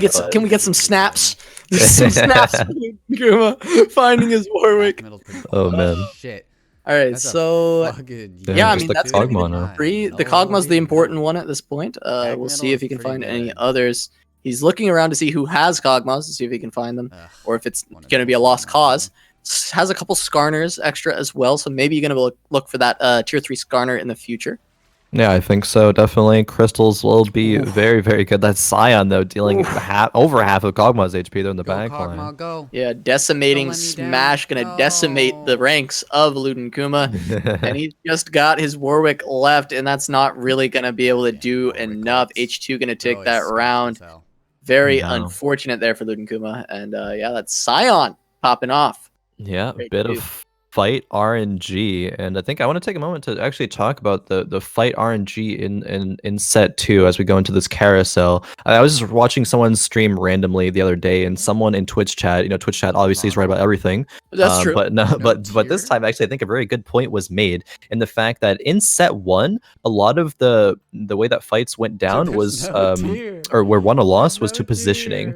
I think, and in set 2, it's a lot just due to fight RNG. There's a lot of units in fight RNG that will make the difference. There's where Brand decides to ulti. There was a consistency in set 1 in Brand targeting the furthest unit. Now there's not that. There's where Azir will spawn his soldier. That was kind of the make or break point of Sivir and friends during the last patch. If Azir spawns his soldier in the back line, you're gonna instantly win the fight. If he doesn't, you may lose the fight. There's just so many variables that are very, very unpredictable that will either let you win or lose rounds that you can't really do much against. In set 1 again, as well as the Hex Tech and the Phantom, but now it's just in the fight RNG right now. So it's kind of an interesting thing to think about in terms of people winning or losing. Saying, am I strong enough right now to not have to roll down to econ? There's a lot more, I guess, just question marks in terms of players not knowing how these fights are going to go down. Yeah, and it comes with the territory in a game like this. In an auto battler, it's the same as in card games somewhat. There's a lot of RNG that you have to mitigate. The best players are great at mitigating that fight RNG and finding ways that they'll win a higher percentage of the time. Yep. And that's really what it comes down to between good and great players. And right now we've got Sphinx picking up this Kha'Zix, going to be able to put that Infinity Edge on it, and it's just tearing through Bububoosh's comp here. Put some big damage down onto him, and Sphinx going to be our HP leader right now. Yeah, speaking of mitigating the bad outcomes, mitigating the bad RNG here, I think Sphinx had a lot of options there to put in for the last round, but decided to go with 3 Sin, 2 Desert, and 2 Lunars here, and puts the Kha'Zix in, puts only 1 Cloak, but the Infinity Edge there. I mean, I think that Cloak wants to be a QSS to make sure he can't be CC'd, and then go to carry the whole game. Sphinx here, our HP leader, for a good reason. I think Sphinx is making a lot or even all of the correct decisions here to remain on top of this lobby. Yeah, absolutely. And we may see another Desert Sins coming out of Sphinx Maybe this time. Very possible. We see the beginnings of it. We got the 3 Assassins, 2 Desert. We have the Kha'Zix trying to go through and win this round for him. The Kha'Zix has got to get on that Zyra. But it's not going to happen for Sphinx. But it looks like it gets there in time. Yeah. Just barely in time, but I guess not quite in time, as gonna lose the round from the plant staying alive and putting out that damage. Gnard Dawg gonna take that one over Sphinx. And we're gonna have to go on further. Sphinx gonna lose his hot streak here going into the Wolves round. Hopefully for Sphinx, he can pick up that Quicksilver though for his Kha'Zix. Hopefully. Sphinx still HP leader, but I think is not going to go into that 4 Desert 6 Sin route as he sold off the LeBlanc and didn't pick up the Sivir. So maybe is going to go some Sins, I think would be the next likely thing, or having that Azir and that Kha'Zix for the carry, but we'll have to see. He has a lot of HP to work with, so not really going to be that stressful of a situation for him right now. Just has to decide in the near future what route he does want to go. Maybe it's saved. Yeah, absolutely. We'll have to keep our eyes on Sphinx, see what he decides to pick up. A couple of upgrades grabbed here for XKC. Yeah, XKC likes Rangers, has a couple of them in to get 3 Infernos and 2 Rangers, and I think just has that Kog'Maw as the item carrier. You know, he has an Ashe on the bench. I think just really looking for that Twitch right now. But is 33 HP after Wolves. Very, very low for this point of the game. Okay, Sphinx did make that cloak into a Bloodthirster instead. I a little bit forgot about that, but that's also a very, very good item for Kha'Zix here. You know, taking out the backline of XKC right here. Yeah, getting on that Annie. Tibbers does not come out. That tier 2 Annie was a big power spike for XKC, and unfortunately it doesn't even get the Tibbers off, so it's going to be a lot more damage coming in, and he's down to 18 already, looking really rough. It's 7 for him here. Oh man, 18 HP. Also, Bububoosh pretty low as well, 33 HP. Are we gonna, you know, get like an first eighth from Bububoosh, and maybe a first again here for the rubber band? Yeah, H2 is on a win streak right now. Maybe we'll have to check out with him in the near future here. Oh man, XKC finding it singed on 7 though to put in 3 poisons with a running man with the book. That is so lucky there to find that on level 7.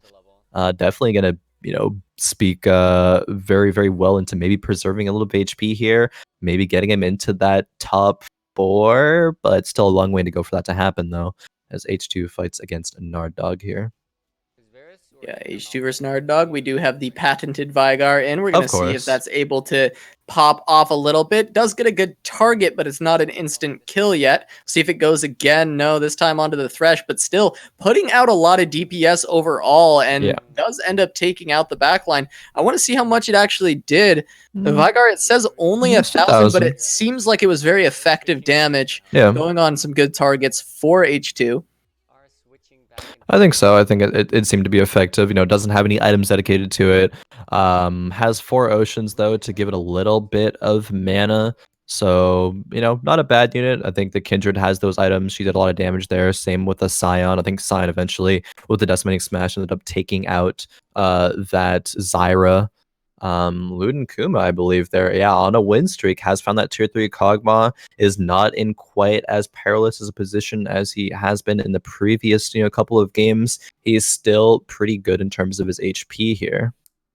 Yeah, and we're going to see exkeepcallin still trying to hang on for life here, going up against Doublezz. We got that Azir in the back line trying to pump out a lot of damage. The tier 2 Yorick being one of the main focuses of this comp. Maybe I just don't. He does have the Zed, but it is not a light yet, so it is not really that incredibly powerful overall, but it is enough to put some damage on to XKC, dropping him down to 7 HP. Naturesbf trailing just behind at 17. Yeah, Bububoosh does win that previous round, you know, stabilizing himself a little bit more. XKC, does he go for the Singe, try to high roll a Singe 2 on 7? It looks like that's going to be the route.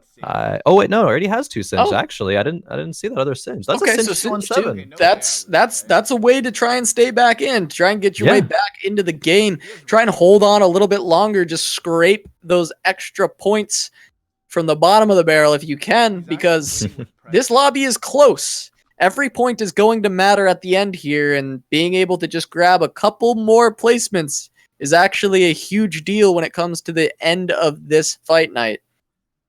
Oh, definitely. Every single point matters. You know, the points are already so close. Yeah. Maybe he's going to want to sell this Kog'Maw for the Twitch. I mean, it's only a Twitch 1. Really, really wants to find the Twitch 2, but has a couple of Ashes instead. I mean, he can't even really feasibly go to level 8 to be able to fit 4 Rangers, and we'll have to maybe take out the Ornn and the Kog'Maw to be able to do that. And yeah, decides to do just that. Finds the Ashe 2. That's pretty good. Maybe dedicates the items to the Ashe because she's a tier 2 unit over the Twitch. I'm not sure. He's thinking about it. He's got to put him in. I mean, it's just Yeah, I think I would almost do the Ashe because the tier 1 Twitch always feels so weak. He's got to put these items in though. It got Zephyred anyway. I mean, facing Luden Kuma's on a win streak. He has to do something here in order to win the round. Will he be able to, though? The Singed is doing quite well, but it does go down. The Kog'Maw's just popping off in the back. And I don't think anything's going to be able to stop it. Yeah, that's going to be it for exkeepcallin. And he's going to drop out in 8th place. Naturesbf able to hold on a little bit more. Bububoosh dropping down to 17, tying up with Naturesbf. H2 losing the Sphinx here. Sphinx looking very strong. Oh, yeah. I want to check maybe back in with Sphinx and Luden Kuma here shortly. We see H2 rolling down a bit on 7. Has the Force of Nature, so has effectively 8 units in. Still a bit middle of the pack right now in terms of HP. You know, not as low as Bububoosh and Nature's, but not quite as high as Sphinx or Luden either. Has 50 gold, though, so maybe decides to either keep rolling or leveling after the Raptors. We saw a sneak peek of Nature's there with the triple perfect item brand with Infinity Edge, Jeweled Gauntlet, and Seraphs here. But H2 versus Doublezzzz here. How's this going to go?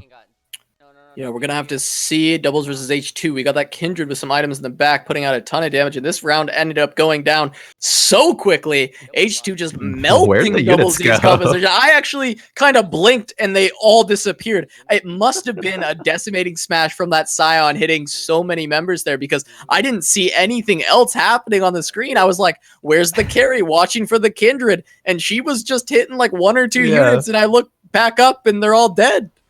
That's exactly the same thing that happened to me that fight. I was just lodging the Kindred, and then it was like, wait, Kindred doesn't have to clean up that much. Where'd they all go? But that's just the way I watch these fights. Is I look for the items, I find the carry, I look for the big CC, and I didn't see any big CC or anything like that going off. I just looked at the items, and they didn't really do anything. But the comp died. Sometimes that's just how it be. I mean, you blink and you miss it. But Sphinx, though, unfortunately lost that last round, but also doesn't have the Kha'Zix 2 yet. I think he's going to go to level 8 after this round, roll to hit that Kha'Zix 2, and just kind of play whatever he finds here. Has the rapid fire cannon for the Kha'Zix, but also has potential to make a couple other items here. Probably not a Giant Slayer or a Runeans, but could decide to go double Bloodthirster, perhaps. Does put in another assassin, though, for 3 assassins. I don't think he's going to go 6 sins, but maybe. I mean, does have that Nocturne on the bench here. There's a Diana if he wants to go for it. No, it doesn't do that. Yeah, looks like just sticking with the 3 sins for now. Grabbing quite a few synergies, though. I mean, as Cloud, Lunar, Sin, Mystic, Desert Warden, just kind of splashing a little bit of everything. Going to go ahead and finish that rapid fire cannon on the Kha'Zix, so a full aggressive build there. Only offensive items. Going to be doing a lot of damage, though. Having trouble getting through the steel of that Rek'Sai, though, and we're going to see the Kog'Maw trying to put out all the damage. The Bloodthirster being able to keep alive the Kha'Zix for now, and the attack speed of the Kog'Maw not very fast so far, just trying to put out what he can. But overall, the Predators still continuing to be quite strong. We'll see if the Kha'Zix can win with the lifesteal, but no, not quite. If it got that last auto off, it might have had a shot there with the big lifesteal bringing it back. But Luden Kuma has not lost in such a long time with these Preds. Yeah, no, I think the Kha'Zix 2 there that Sphinx just hit would have been the difference in winning and losing that fight. I'm almost curious to see what would happen if he decided to make double Bloodthirster Kha'Zix. Maybe that's a bit of overkill, considering that one auto attack after Kha'Zix ults maybe is enough to bring him to full anyway, so probably Rapid Fire Cannon is the correct play there. But yeah, Luden Kuma with an 8 win streak, has a pair of Singed, one on the bench, you know, has that tier 2 or tier 3, excuse me, Warwick and Kog'Maw. This is just such a strong composition here. Yeah, I mean, he's against Bububoosh right now. We're going to see the Kog'Maw start to get some procs, but the Light's healing up a little bit, keeping people alive. But when you see the Light's healing up, keeping people alive, it means that other of your allies are dying, and the Kog'Maw's still ripping through a lot of this comp. We see, it looks like maybe the Lights are going to be enough, though. Bububoosh has kind of hit enough upgrades. that he's going to hang on. We're going to see that last proc. Ooh, not able to get the karma down with the artillery. Not able to save a little bit more damage. Going to take about 13. And gonna lose the HP lead to Sphinx again. They'll see if they'll toss it back and forth. But Bububoosh just trying to hang on a little bit longer. He's pretty low, down at 17 health. But his lights comp has come online. We saw him play it last time to victory. So it looks like he may have found his comfort for the tournament. Maybe. I think the main reason why it looks so successful during the last fight is because Luden Kuma does not have any healing reduction. There's no red buff on Kog'Maw, there's no red buff on Twitch, there's no Morellos on the Singed, so those lights are just free healing the entire fight, and it's able to just be enough HP that Luden Kuma can't quite get through. Yeah, going against H2 now, they're going to take down the Taric far before he can get anything done, and that's going to be a lot of damage on H2. Oh, man. Almost bringing him down to 3 HP. Doublezzzz wins on 1. Gnard Dawg going to drop out at 7th. Doublezzzz hanging on by a thread. Doublezzzz and H2 going to continue to fight for these placements as much as they can, as we see Naturesbf drop to single digits as well. That's the point of the game. This lobby is accelerating. We go to carousel phase here. What are these players going to take? Doublezzzz and H2. Doublezzzz going for that Morellos. H2 going for the Seraphs. I think that's definitely an item that he always loves to see on there. Brand. On brand for sure. Naturesbf going to grab the Rabadon's Death Cap. We're going to see Sphinx looking... Maybe he wanted that Frozen Heart. Luden Kuma going to snatch it away from him. Jeweled Gauntlet going over to Sphinx. Jeweled Gauntlet, very, very strong item there, and Sphinx being top of the HP right now, being able to get that is very, very, very good for him. Checking with Doublezzzz here, going for some sins, kind of, but throws clouds in instead. Yeah, over the sins, yeah. 4 cloud is pretty good. Pretty good this game. Finds the Morellos and puts it on who? The Azir, the Yorick. Looking like it's going to be the Azir, and yes, it is. Doublezzzz 1 HP. Can he hold on versus H2? Someone's dying here. Just a matter of who. Runs to the corner. We're gonna see the duel. They're not going to let us watch the fight in full, but we've got that Veigar putting out a ton of damage in the middle. I believe that is a tier 3. I couldn't actually tell. It was so hard to see, but I think it's a tier 3 Veigar pumping out all the DPS. It is in fact a tier 3 Veigar, and it's going to do way too much. I still can't tell. Doublezzzz is not being a very nice cameraman to me, but the double cast Veigar is going to take down Doublezzzz. And H2 with a tier 3 Veigar, seeing if he can make his way back towards the top. Luden Kuma on 33 HP. Got a couple. Ooh, that's the Singed. Yeah, he's one away on Skarner. Does he lock it? He's either wins the round and buys it or locks it. If he was 1 round from dying here, 100% sell the Skarner, get the Singed too. But he has at least 2 lives left, I guess, 2 losses that he can take. So might actually lose this round, I think, versus Bububoosh because he still doesn't have any healing reduction. Yeah, we're going to have to see. Right now, he's against Bububoosh. We're going to start seeing some of these Preds get some kills, but that's when the heals start to come out, and that's when it gets a little bit rough. It doesn't look too bad so far, but as these keep proccing with the Lunars and the Lights, we're going to see these Rangers start to really pop off, and we're going to see that Vayne pumping out plenty of damage. Kog'Maw going to take down 1 more, but yeah, at the end of the day, that's going to do it, as those Lights keep the healing up. Bububoosh going to have 1 more life hanging on, and Luden Kuma going to be able to pick up his Singed, and he's hoping that he can find this Skarner. He just needs 1 more. Hopefully so. Yeah. H2 lives. Nature's down. Yeah, we see Nature's falls. H2 lives. Nature out in 5th. Bububoosh and H2 fighting for that 4th/3rd spot. Maybe they can hang on. I mean, that is a tier 3 Veigar. We have seen the power previously. The double casts. Oh man, I think Veigar got buffed this patch too. He did. Yeah, Veigar did get buffed. This is an H2 patch. Shadows got buffed. Veigar himself got buffed. I mean, I'm surprised. I'm not surprised actually that we've seen Veigar every single game again from H2 here. And I hadn't really thought of the fact, but yeah, no, a bunch of buffs came through on Veigar. How's the Shojins though? Who's he gonna put that on? Not quite sure. Okay, the Malphite. Get that ultimate off a bit earlier. Well, this is actually really smart here, putting both crystals in the corner here to dissuade the Kha'Zixes. Kha'Zix isn't going to be able to one-shot either of those crystal units. Steal Lux as well, but not going to pick that up. Just probably locking for the Okay. Taric and the Ashe there. Against Bububoosh, we just watch this Vigar. We just wait and see who he hits. There's one gone Ooh, already. the silence, though. The silence is huge. Going to keep Vigar from generating some more mana here. He finally gets enough. One more gone. See ya. There's another one coming up again. Double cast gone. Peace. Hitting a lot of the little ghouls though, and that's not going to be able to win the round. And yeah, it looks like at the end of the day, we're going to still see H2 fall down, and he's going to fall in fourth. Bububoosh going to take him out, finishing himself there at third. Well, maybe not yet. He might still be able to hang on a little bit longer. Luden Kuma dropping down to 12 HP, and Luden Kuma has not been able to beat Bububoosh for a while, so we're going to have to see if he can pull it together and hang on.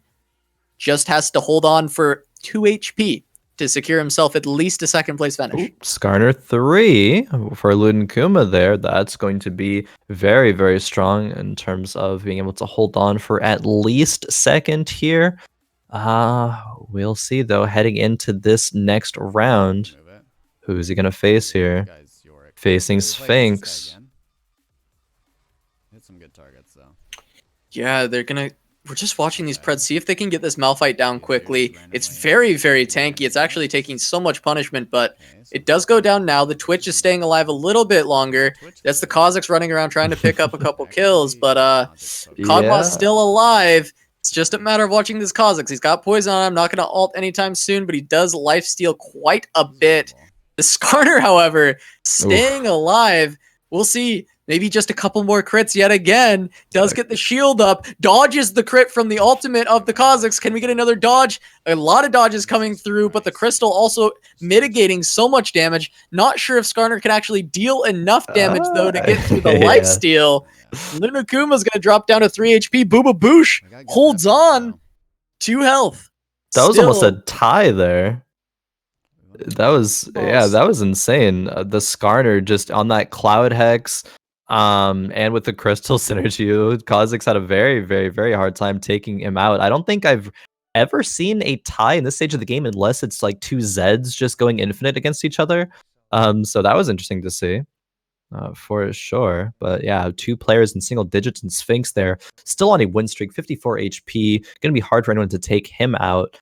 Might just be a fight for second place here between Luden Kuma and Bububoosh. Well, here it goes. Sphinx versus Bububoosh. We'll see if the lights can hold strong here. We still don't have any healing reduction on the side of Sphinx, but we do have this Kha'Zix running around, taking people down. A lot of the lights proccing. The backline has gone down for Bububoosh, but he still has that Zed alive. It's only a light Zed, doesn't have any items, so now we're just watching this Kha'Zix. It is onto the Yorick, going to take him down, trying to keep these light buffs going out. These Zeds are just trying to stay alive, proc as much as they can, but the Kha'Zix is just tearing them apart, tearing them to shreds, and Bububoosh is going to fall to Sphinx. Luden Kuma survives, and that's going to do it for Bububoosh, putting him in third place. Now it comes down to Luden Kuma versus Sphinx, but I don't know if Luden Kuma's got it left in the tank. Sphinx's Kha'Zix looks way too strong, and that's a Zephyr pickup. Yeah, Zephyr pickup, but a Bramble pickup for Luden Kuma. And what that will do is negate all of the damage from critical strikes. So if Kha'Zix gets on a unit that he puts that on, it will deal very significantly less damage there. You know, the auto attack damage will still go through, but it will negate the critical strike. I think that was a smart pickup there, but I'm not sure it's going to be enough. Hopefully, though. Does it go on Skarner, or does it go on the running man? Well, Skarner already pretty much doesn't take damage with having crystal synergy, so probably the running man. I'm not sure it'll go on anything else. Does put on the Skarner. I'm not sure that the only benefit I see with it going on Skarner is he's going to stay alive the whole fight, so you're going to get value from the damage coming out of the Bramble. And the Bramble being on a Predator with the Skarner is going to have it proc on the people around him if he is around low HP enemies. But it doesn't seem like it's going to matter much, as these Sins are tearing apart the Predator comp, and I don't know if Skarner's got it in the tank. They're hanging out in the corner. Luden Kuma going to fall down to Sphinx here, and that's going to be a first place finish for Sphinx. Luden Kuma going to take second here. Yeah, no, Sphinx played that very, very well. We got to see the power of Kha'Zix that game. I think he won with 54 HP, won with, over half HP still left, was win streaking He gets for little the vast damage out of majority it. of that late game there. Had good items on the Azir as well to be a sort of secondary carry. It really just was a battle for second there between Sphinx and Luden Kuma. Or not Sphinx and Luden Kuma, sorry, Luden Kuma and Bububoosh, yeah. Yeah. Well, I suppose we should take a look at the standings and really set Oh, the man. stage for the final match. And that's my It's reaction as Still well. so Khroen. close. How about this? How about this? How about you take a chance to set the stage for our final match we're going into?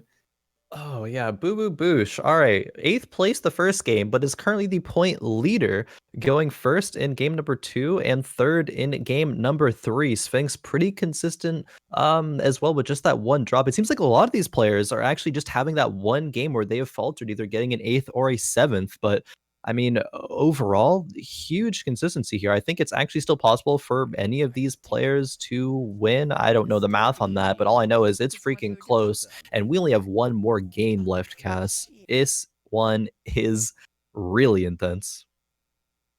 Absolutely. We have to keep our eyes on these top 3 players, H2, Sphinx, and Bububoosh, because it is theirs to lose at this point, being with the bonus points that they have, being a little bit ahead. It is their games to lose.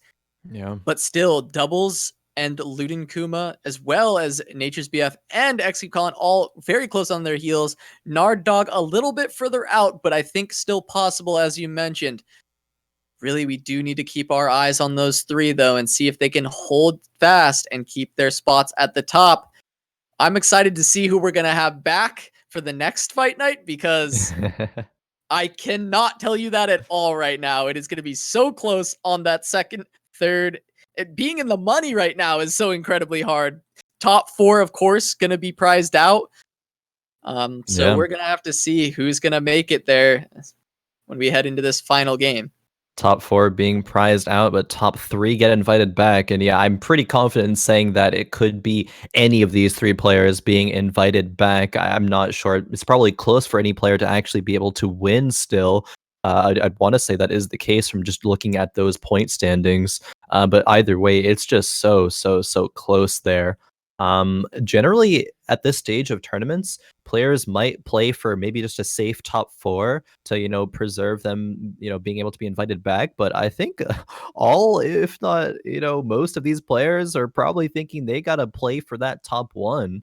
They got to play to win this lobby to be able to, be safe enough to, get that top 3 and be invited back. It just really, a top 4 doesn't necessarily guarantee that if 3 other players that all are in close points here, get 3 places above you.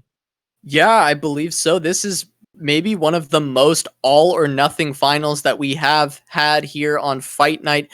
Generally, it comes down to a point leader just needing to make that top 4, just needing to hold on for a little bit longer. But right now, yeah, I agree with you. I would not feel safe just making top 4. You absolutely have to fight for the number 1 spot in this final lobby. It's all going to come down to this. And we see a couple items being picked up here. Sphinx grabbing the tier this time. H2 maybe not being able to pick it up. I did not see. But for now, we'll see if he can get anything more. Sphinx that being going to grab a Giant's Belt. That would make a redemption. Not sure if he's going to want that one this early, of course. Maybe in the future if he's looking at a Z comp, but that would be a ways down the line. Definitely, and we're back on the ocean map here. I think we've gotten every map besides mountain tonight, as we had cloud last game, and ocean back here again. Really rounding things out here, going almost a full circle, I guess one could say, while skipping mountain, but Sphinx here holds on to that Volibear for now, has the pair of Vlads, not too committal right now, not probably, but maybe we'll sell the Volibear if he doesn't get gold here to pick up the Kog'Maw and the Warwick. Not quite sure there. But yeah, going into this next game, or this last game rather, there's going to be a lot of pressure on all of these players. You know, this, as we talked about, is a scenario that we haven't really seen here in Fight Night, with everyone being so close in terms of standings. Will the pressure get to these players, or will they still be able to play well, play consistently, make the correct decisions? I know, you know, nerves can get to you at this point in the tournament for sure. That's why I think my pick for this final match is actually going to be H2. Not only has he shown that he can play very well under pressure, doing that exceptionally, exhibiting that in the first game when he did take the victory, but also we're on H2's favored terrain, the ocean map. It works, synergizes very well with everything he likes to play, all those mages, the Vigar, everything. Ocean tiles are great. Gets an extra ocean with Qiyana if he wants it. It's definitely seems to be, as I said, his favorite terrain. I think so. That does make a lot of sense. XKC here has a bit of an, I guess I would say, awkward start here. Has a Zyra 2, but can't play it yet. Has a couple of Leonas, you know, a couple of pairs there with Leonas and the Iverns. A couple of swords, but swords don't really go well with the Nico carry, nor with the Zyra carry. So it's just a matter of what XKC decides to go. I mean, I know that he likes Rangers, so might look for that in the future. Still has the Vayne that he is keeping on the bench for now, but that's probably more so just out of not being able to make money as opposed to wanting the Vayne. Woodlands are strong enough, though, to beat Bububoosh here. Bububoosh also has a full bench. SKC nearly a full bench here. Yeah, I mean, the Woodlands just showing how strong they are in the early game. If you have them on round 2-1, of course, you generally are going to win. That's yet another pair. Yeah. What do you do here if you're XKC? I was gonna ask the same question to you. I mean, I look at this and it's like, damn, I want to keep all of it. There's very little that I want to sell off. But that's, you're spreading yourself too thin. You, at a certain point, you have to pick and you have to econ. No matter what, I'd make 10 gold there, I think. It's just a matter of what you decide to prioritize. Probably you just sell off everything that's not a pair, maybe keep one of those things. But yeah, definitely making 10 gold there, I think, is the correct decision. H2, though, with a couple of tier 2 units and leveling to 4, and also has 10 gold still. Yeah, H2 grabbing the Scion again. It's something we haven't really brought up, but he's the only player that's consistently grabbing Scion, and he's playing it a lot of the time. What do you mean? WinCon? I think Scion's a good unit. I mean, Shadows did just get buffed. I don't think we've seen anybody run 6 Shadows that has received a buff as well. But yeah, the duration, I believe, of the Shadow damage buff timer went from 5 to 6 seconds. Scion's just a really good frontline unit, especially if you're able to get it to tier 2. And H2 obviously, you know, loves Vigar. Vigar is a shadow, so that all makes sense there. It all checks out. Yeah, it all math checks out there. I've done the math. Yeah, checks out. Indeed. H2, they're having a bit of a reverse in terms of the items that we saw previously. You know, sword, vest, but now we're seeing vest, sword, and does decide with that to make the Guardian's Angel. We saw him checking a bit of the scores there. I mean, probably all the players are, you know, checking the scores after that last game, being like, wow, this is closer than I maybe thought. Gonna have to, you know, play for first this game, maybe. We'll see how the players decide to interpret the scores here. But ooh, that Nico though. Yeah, I was gonna talk about how I love that he is checking the score though, and kind of he's very aware of the game he's playing. He's very aware that, like, hey, I need these placements to make sure I'm safe. And in this game, it does seem like I need first to make sure that I can win this. But being aware of that and kind of adjusting your playstyle to make sure that you can get the placement you need. Obviously, it's a little bit harder to adjust your playstyle to secure first place. I mean, that's you always kind of want that, but it is still a different mentality overall than if you're just trying to play for top 4.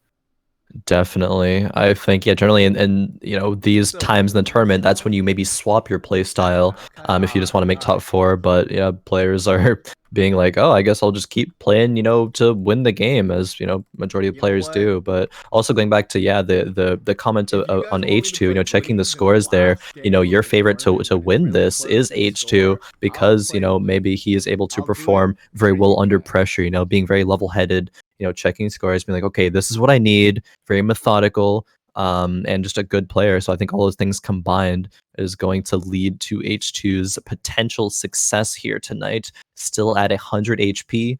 It's very early in the game, so it's very early to say one way or the other, but it's definitely looking pretty good for him nonetheless here. Is that the third fawn on 2-4? It is. 4 games? Yep. It's not a rare thing. This is a common thing. It happens all the time. Every single TFT game actually has a fawn on 2-4. Very odd when there isn't a fawn on 2-4. I've never seen a fawn not on 2-4. Honestly, same, I guess. Talia hitting that Nico. Yeah, Talia difference there, this fight. Oh, Nico's living? Nope, not quite there. Yeah, she threw her in and got a big pop blossom on like 3 members.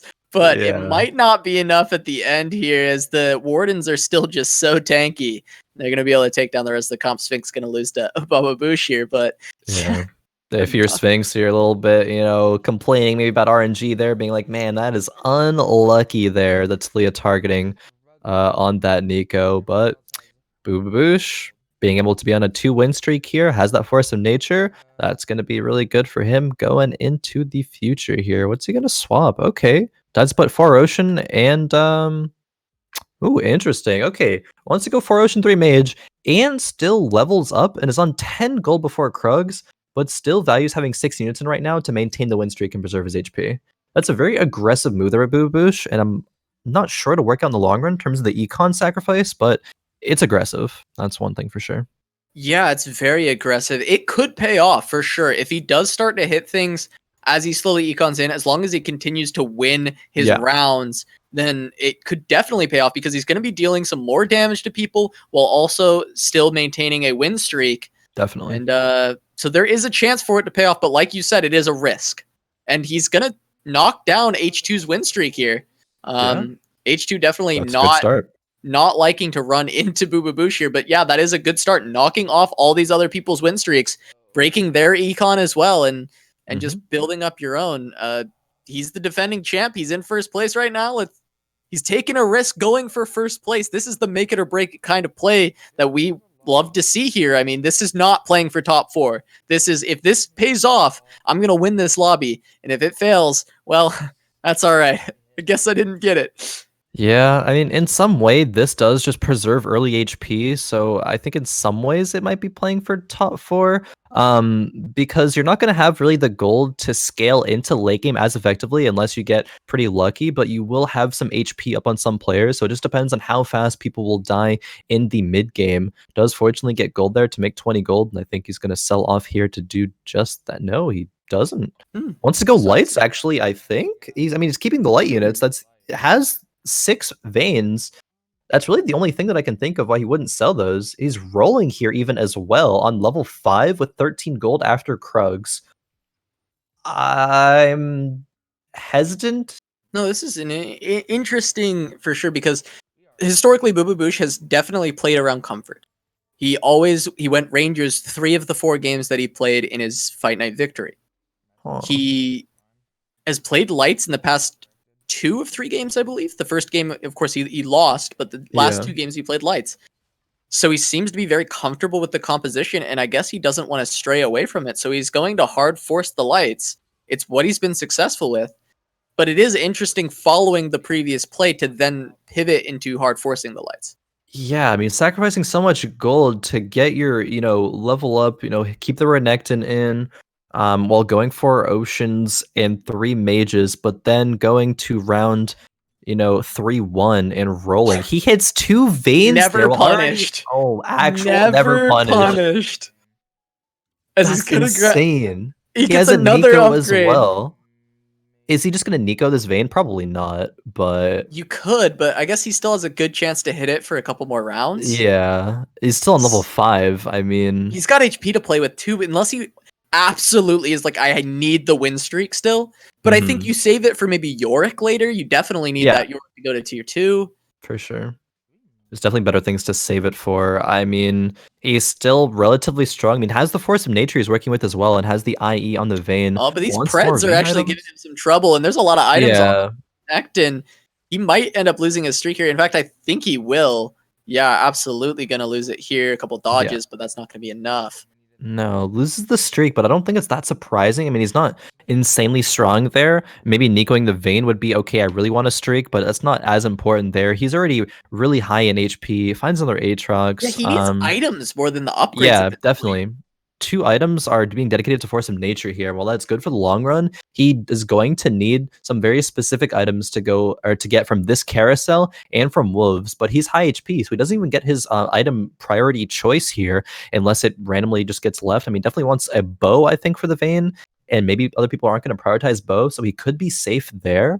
But then it comes down to the wolf round and what he decides or what he gets, not what decides to get. You don't pick your items from PvE rounds. That is RNG for sure. Going into this versus Gnard Dawg here. All right, the Berserkers. The Vayne steps Yeah, up right into a melee. really awkward position. You know, again, solo key Vayne. Veins. Oh, Talia though. Yeah, Talia trying to peeled for the save the Vayne. but Huge peel. not enough. That's me doing my best, and my Vayne stepping up. I'm trying. I'm the Talia. Yeah, you see your Vayne run it down. Your Talia like, all right, I can peel for you, maybe, but you're still in front of 4 other people, so I can only do so much. But I guess we lose the game. Win lane, lose game. Oh, but Bububoosh, definitely hate to see that if you're Bububoosh, but he's still hit a lot, and he's got to find what items he needs. Yeah, he's okay. Grab the sword. Got the sword. Actually, that was so much HP that he's able to pick second instead of last. So that whole point there is basically irrelevant of him not having his pick of item there. I think doesn't decide to go for bow though. Decides to go for a sword instead. Maybe he's going to commit to making that Guardian's Angel. Will that be on the Vayne though, or will he just hold that for maybe a potential, I don't know, Giant Slayer, another IE maybe? Oh, yeah. Has the York and has the Soraka. Actually never punished though. Bro. Bububoosh is hitting actually everything. He's gonna put the okay, there we go. He has 6 lights right now. Bro, what? He's in everything. He actually is just naturally hitting the vast majority of his units. He's not hitting the Vayne 3 yet, but he's just rolling on 6. Is hitting what?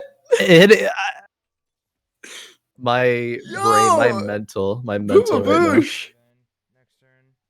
He's gonna get to the next PvE round. He's gonna grab a spat, and he's gonna get his light item for Zed. Yeah, maybe.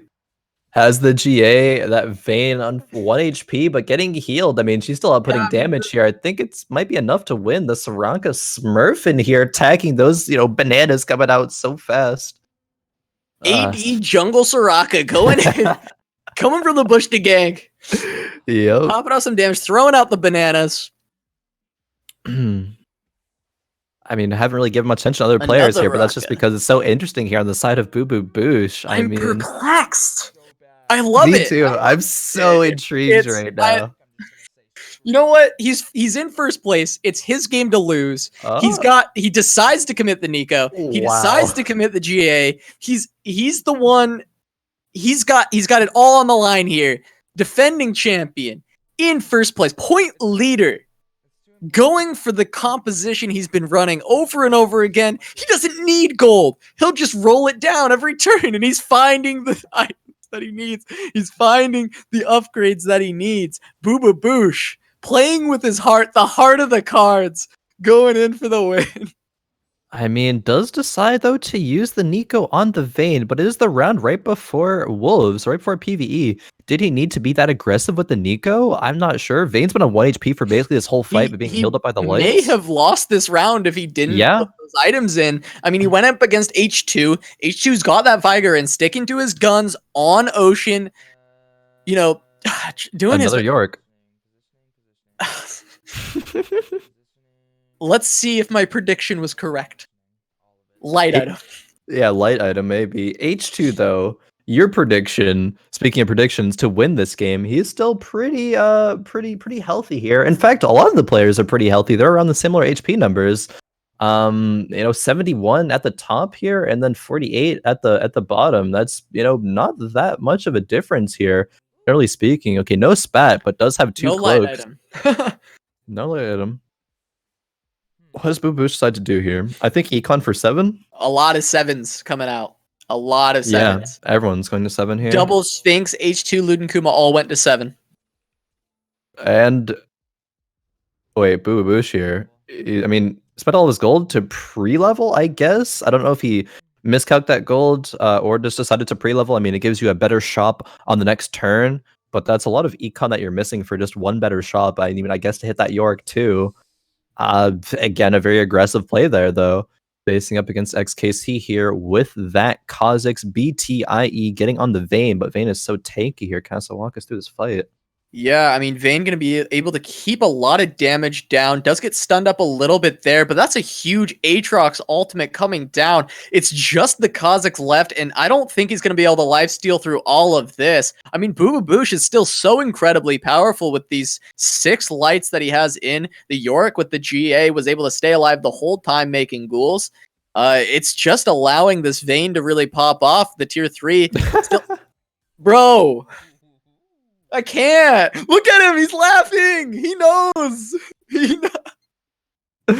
How do I cast this game, Casa? I'm lost. I'm so lost. Like, this isn't a game. It's not a game anymore. He's just pulling everything. Everything he needs, Bububoosh. I mean, we may get that Bububoosh interview you wanted so bad, and I'm excited to ask him about this game. What does he have to say about this? What do you have to say for yourself, Bububoosh? Literally, that was a really good Zephyr, by the way, on that Kindred. Just want to put some relevant commentary into this really quick. But it was huge. He's so good at this game. Even the RNG is going in his favor. Like, he's nuts. Look at him go. I actually, if this is a Bububoosh victory, which is still early to say, right? But if it is, and we do get a Bububoosh, interview, I just want to literally say just that. Just walk us through that last game, just all of it. I'm so curious to just hear his thought process on pretty much like every single decision that he made here. Here's the thing: if Bububoosh wins, that's the interview. There's no other questions. We're going to sit here while Bububoosh explains what the hell is happening in this game. So, stay tuned for Bububoosh victory interview, because that's what's happening. Maybe. We'll see. I mean, this game's still close. I mean, Sphinx, Doublezzzz, H2, all still very much in it. No one's actually even that low. I mean, XKC down on 22. That's still, we see comebacks from 22 HP. Yeah, we do. Right now, Doublezz on that tier 1 brand. He needs that tier 2, but he's got great items on this brand already. Not perfect, but really, really good. And it's going to be doing a lot of damage. The lights are getting healed up too much. If it's a tier 2 brand, it might be a different story. But all these heals overall going on to Bububoosh, he's doing so much damage to everybody he runs into. He's like a wrecking ball moving through this lobby. Actually, there's no Morellos on the side of people that he's facing, so all the light value of being able to just being healed up, he is maybe gonna be able to take a spat here. There's 2 spats. Yeah, he picks last though, so we'll see. I mean, just in general in this game, I think we've seen the wild ride that Bububoosh has taken us on here. And I think he's definitely solidified himself as going to be win streaking for a little bit here. But I think it might be time to check in, with some other players. I mean, he's gotten his light spat. Bububoosh, we'll check back in with him at the end. He's going to be top 2 probably. He'll return. He's happy that he hit. Everything is happening right for Bububoosh here. Like, actual never punished. His last pick gets the light spat. It still has the Vlad 2 in, by the way. Maybe not the most optimal to have in there. The last thing he's got to hit is Zed, right? Like, that's it. Like, light Lux maybe, might as well just go all out. If he's going to hit everything, might as well. Let's just go 9 light this game, Bububoosh. Let's see it. Let's see 9 light. H2, 1 Vigar away from Vigar 3. Let's go. There it is. I love to see it, H2. This game to your guns. This is a I love banger. TF2. This is a wild one for sure. All right, so the tier 3 Vigar, let's see if he gets the double cast going in right now. Gonna pop off here. Gets one big explosion. A lot of summons here, so it's gonna be a little bit hard. Can't get the brand down. H2 is gonna lose a little bit of HP here. Hitting way too many summons. Really should maybe swap out Vigar players, get a different one in there. That one wasn't really doing his job. But we'll have to see. Yeah, XKC gonna fall first in 8th place, and we're gonna see our first casualty of the final match. But overall, a good tournament from him. We've seen him perform well in the past fight nights also, so good to see him coming back. And we will unfortunately see him go.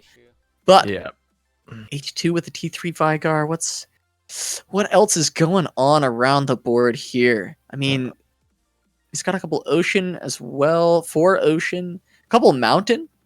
Got the Ooh, we Talia see- in. Yeah, Gnard Dawg here with going Zerkers. I don't think we've really seen any, if not many, Zerker Well- players. But I mean, where's the Olaf? Well, We've swapped out Vigar players, ladies and gentlemen. We We've gotten did. Faker in here to instantly kill the Olaf. Just one button, boom. There you go. Deleted, sent to the Shadow Realm.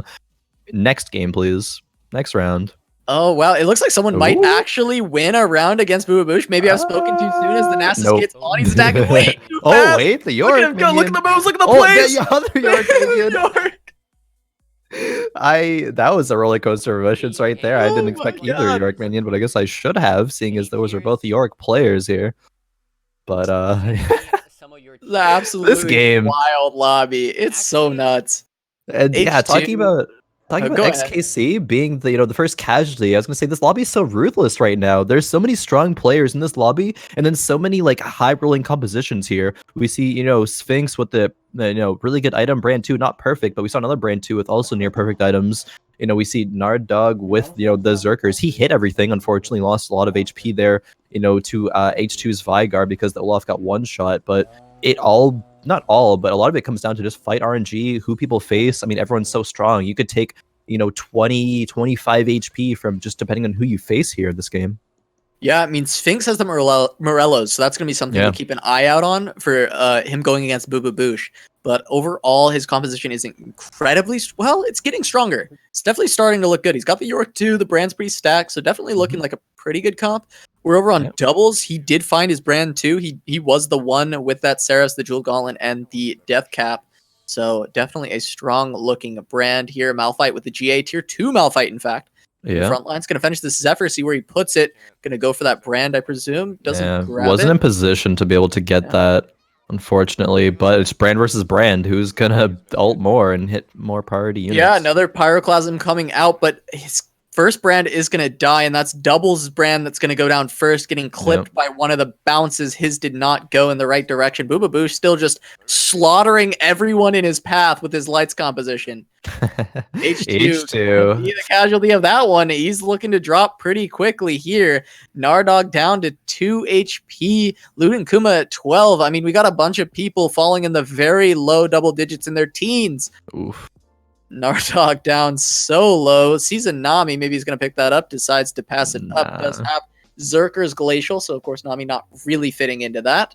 Nah, pretty capped right now with that Glacial Lux. I mean, doesn't really have amazing items on that Olaf either. Just has one Rage Blade and one Hush. Not any damage items there, which I think might be why we see Gnard Dawg struggling here and on a 3-loss streak. It's going to come down to, again, fight RNG, depending to see if he's able to win this, though. Oh, that Malphite. Yeah, finds a clone. Might have a shot here, but that's a lot of damage coming down. His Olaf's going to do his best. Kind of runs back and forth for a little bit, not doing anything. Nope. The knockup from the Malphite onto the Mundo, and that's going to be about it for Gnard Dawg. He's going to go down.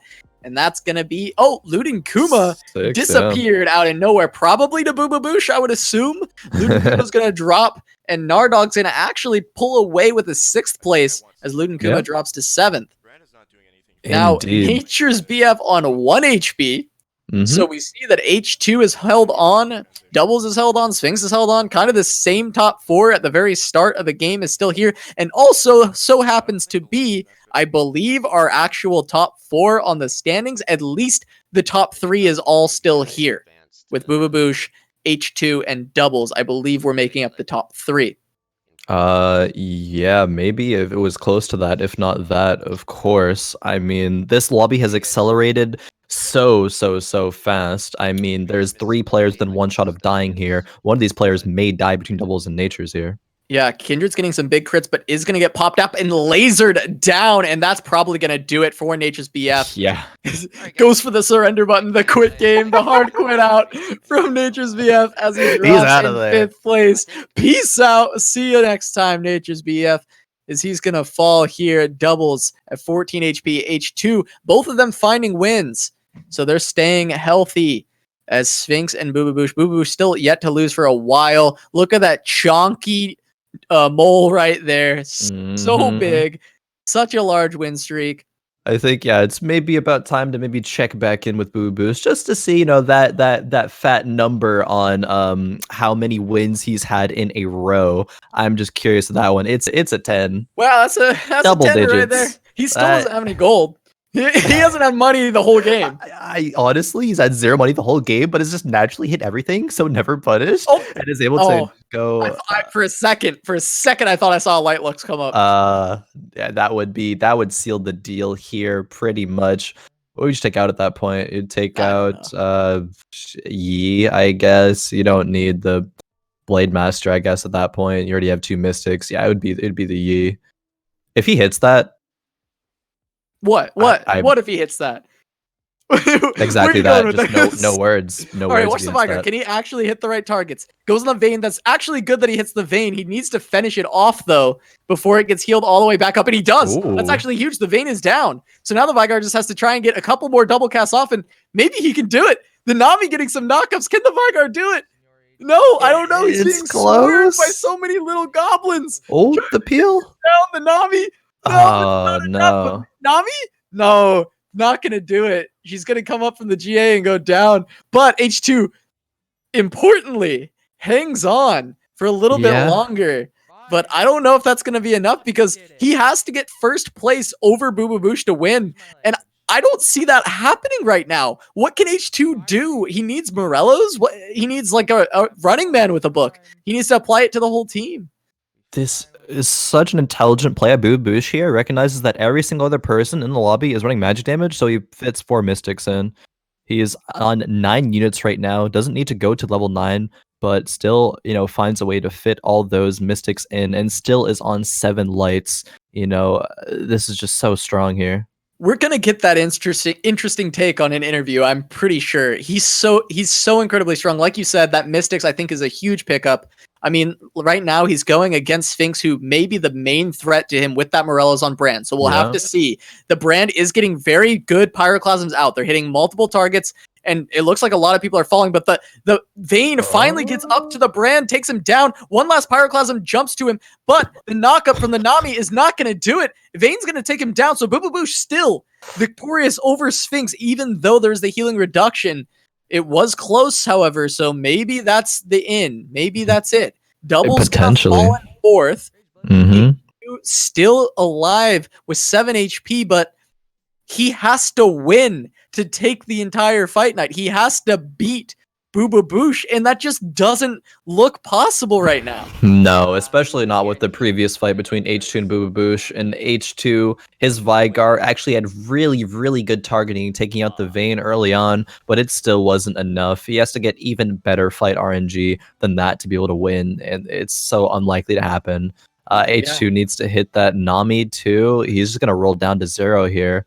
Maybe randomly finds an Amumu, probably just sells that off, Yeah, I mean, we saw him checking that scoreboard once more, and he hovered over Bububoosh. He's like, damn, this guy's in first.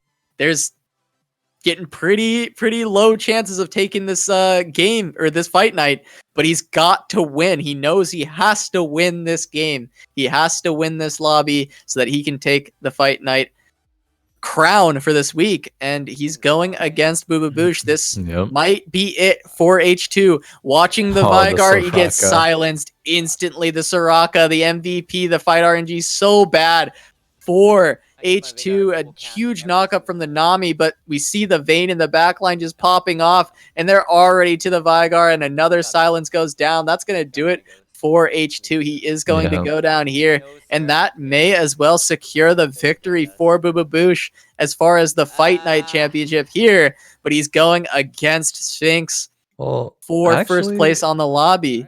Yeah, Sphinx could win, right? If Sphinx wins this. Oh, was Sphinx in second and H2 was third? Oh, so this is it. This is the fight.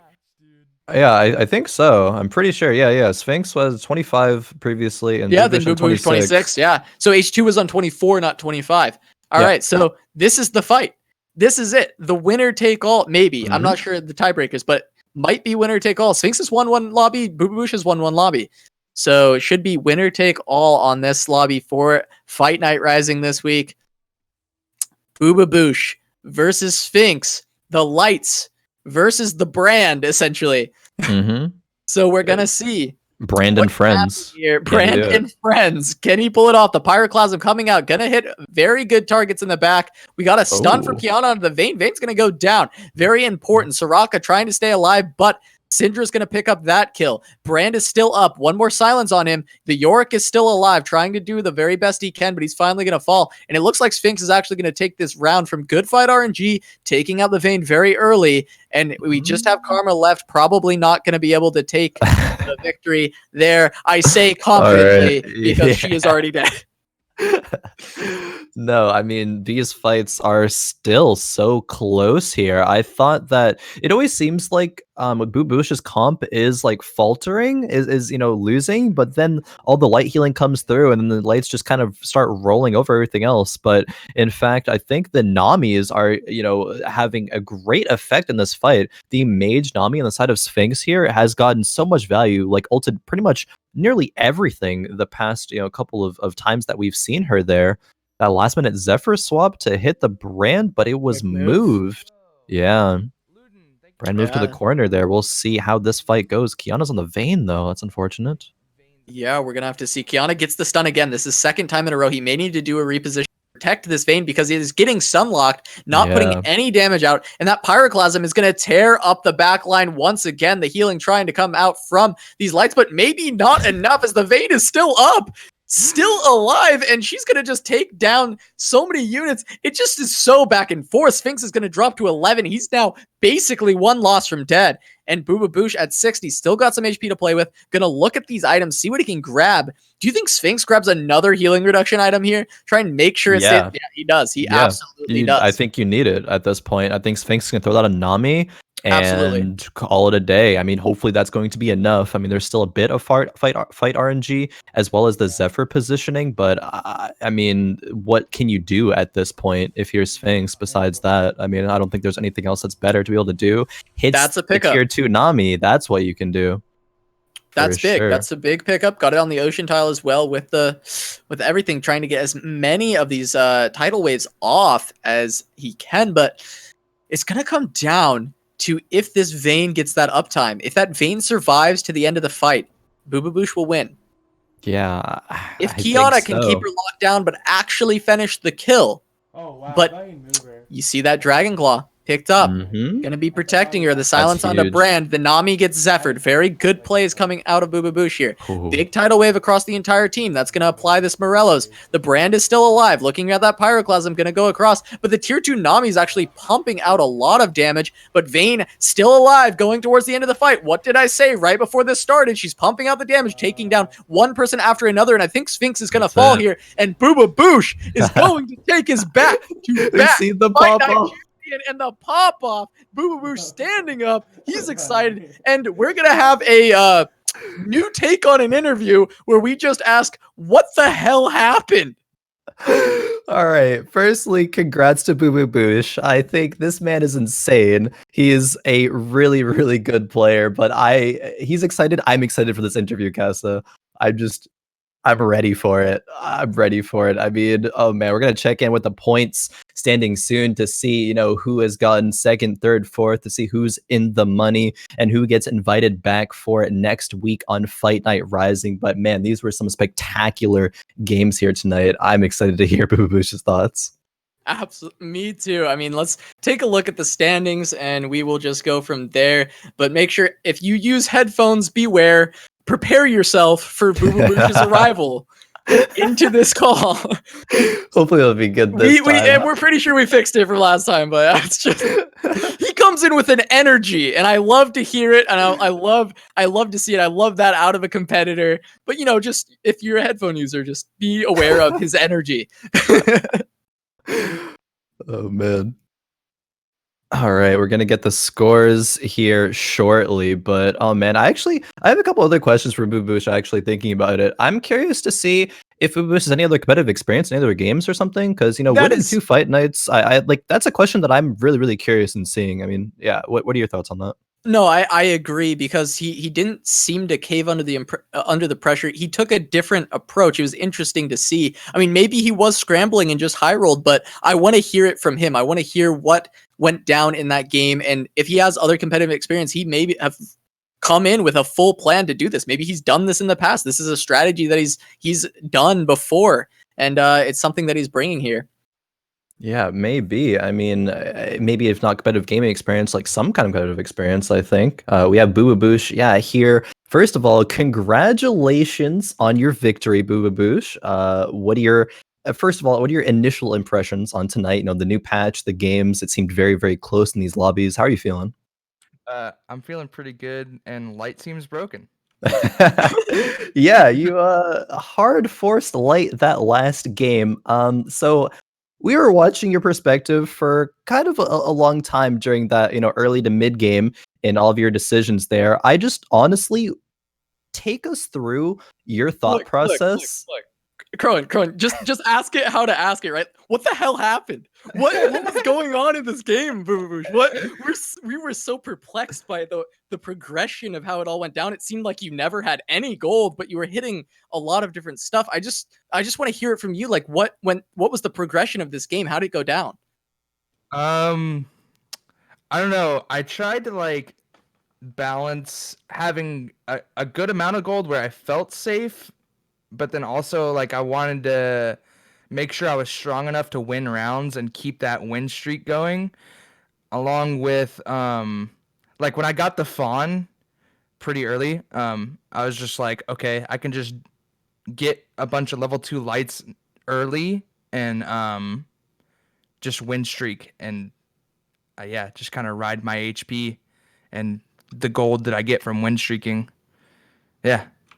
Yeah, it definitely seemed like you were planning on, you know, going lights through the whole game. You know, you had a light victory, I believe, you know, earlier on in one of the games. But yeah, you had 3 mages, 4 oceans in there. So I was like, oh, okay, you know, I probably will go an ocean mage game here, has all his units. But then you decided, I believe it was the point where you didn't sell Aatrox and Jax to make 20 gold. I think it was after Krugs. I mean, after Krugs being on only, you know, 10 gold worth of econ, I think is such like an aggressive move, but you recognize the fact that lights are so powerful and, you know, you hit them and made it work. So yeah, I mean, that's just so impressive. So props to you there. Cass, do you have anything to add on to that? Well, really just the fact that you were able to still beat a composition that did have 2 Morellos, the healing cutting was still not enough. It just, I agree. I think the statement you made when you came in, lights are broken, seems to stand here.